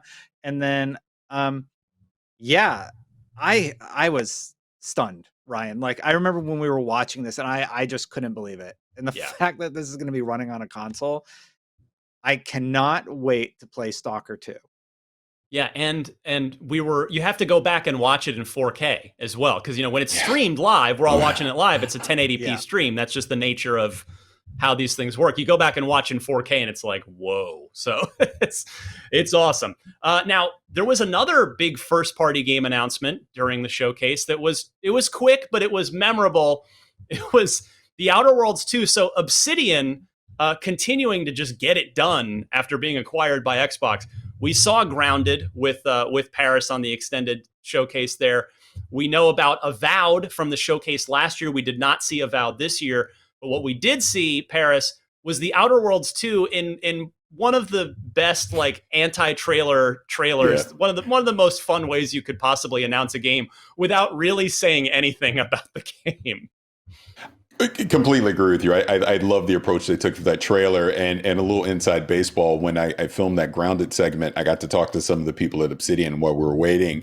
And it's so exciting to see that studio finally get the proper backing and budget they need to realize all their ambitions. And this is what we've already seen with The Outer Worlds. So just imagine what The Outer Worlds 2 is going to look like. We know they're doing Avowed. 18 people are making Grounded. Yeah. Blows my mind. Oh, wow. Right. So it's things like that to see that studio has that kind of talent to do these type of things. So yeah, when we think about Outer Worlds 2, we may not have gotten anything, and they admitted, hey, we got nothing right now. But in a few years, when we do get to see what it is, I'm going to be very excited for it.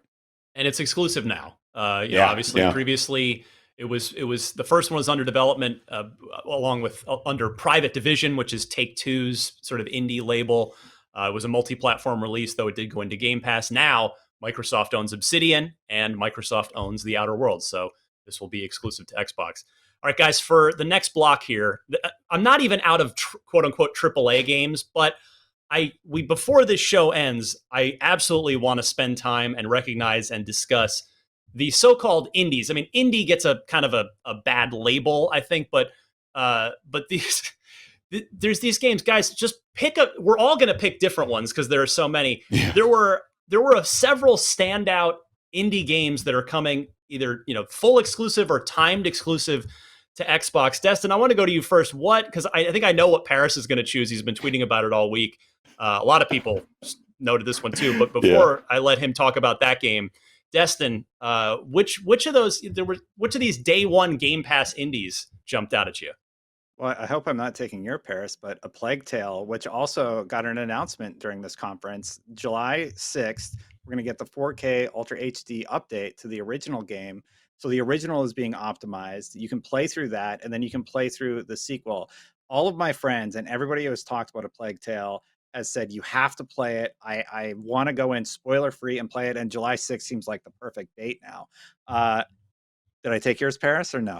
No, you did not. Mine is Replaced, which they showed Sunday. And ironically enough, that was probably the one game I did not know about ahead of time. So I was surprised just like everyone else on Sunday.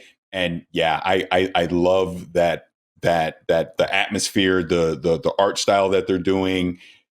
This is why quote unquote indie games is great, because here's a small team creating something that really stands out from the rest of the crowd, right? Like, to me, that was my favorite game to see at the Xbox showcase, because we already know about the big heavy hitters, but to see something like this come in that looks unique excites me. I will cheat and say another game that I really like is The Ascent.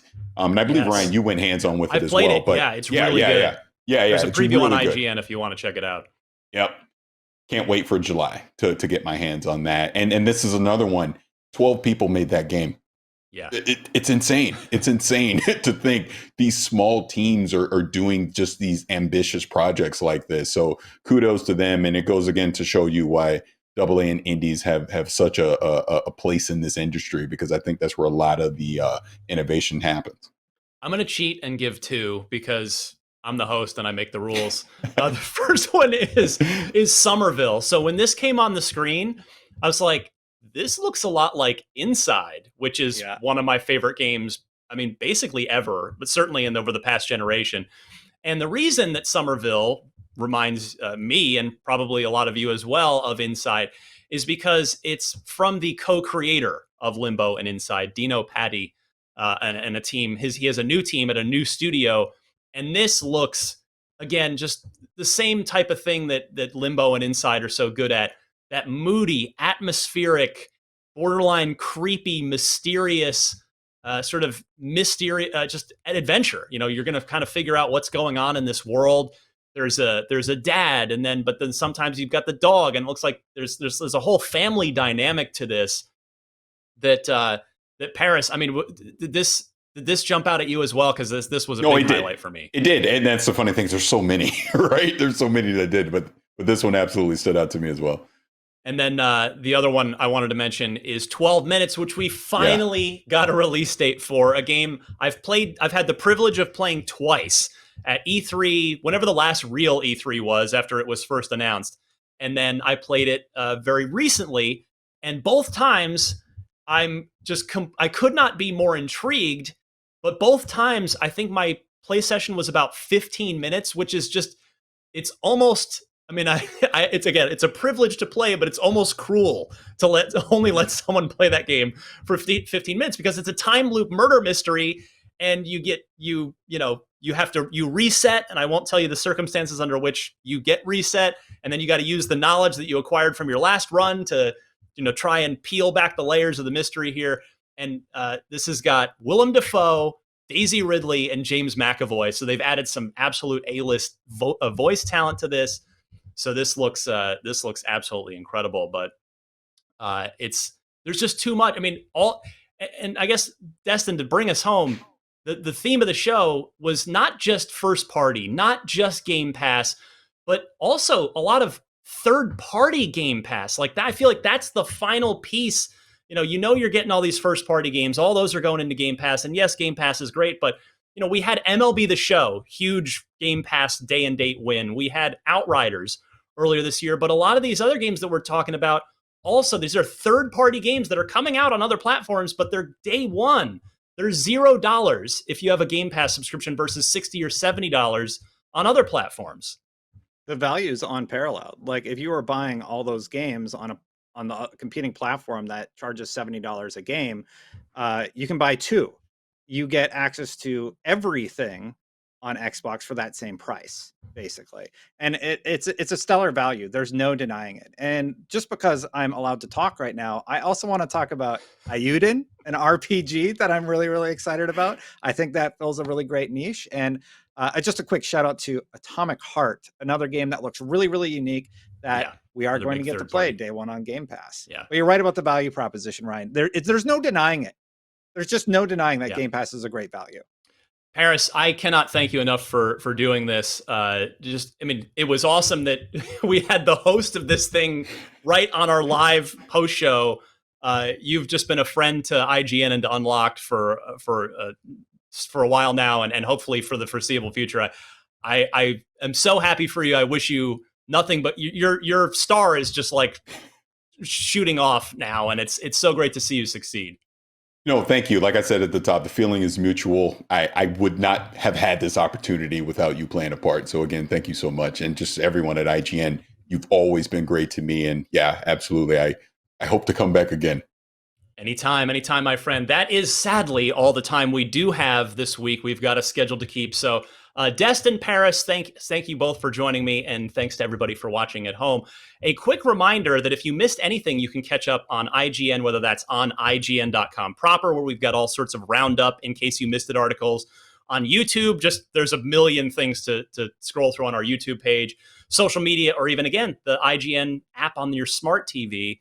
And don't forget the official E3 online portal as well. They've got their app featuring virtual booths, articles, videos, and tons more. And remember, if you enjoyed the show today, and I hope you did, we're doing it live. That's, we do the best we can. Sometimes Destin just disappears at the beginning of the show because he clicks the wrong he just puts his mouse in the wrong place and bad things happen.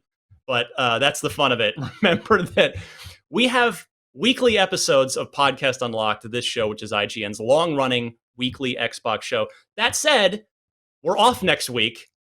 We are not going to be here next week, but hopefully you enjoyed this. But come back on June 29th for Unlocked 500.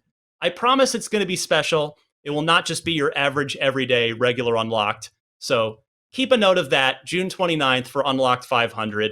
And subscribe, please do. Hit that bell, do that whole thing, youtube.com/IGN Games, or subscribe to Unlocked on your favorite podcast feed. So keep it locked right here on IGN for all of your summer of gaming coverage. We'll see you next time.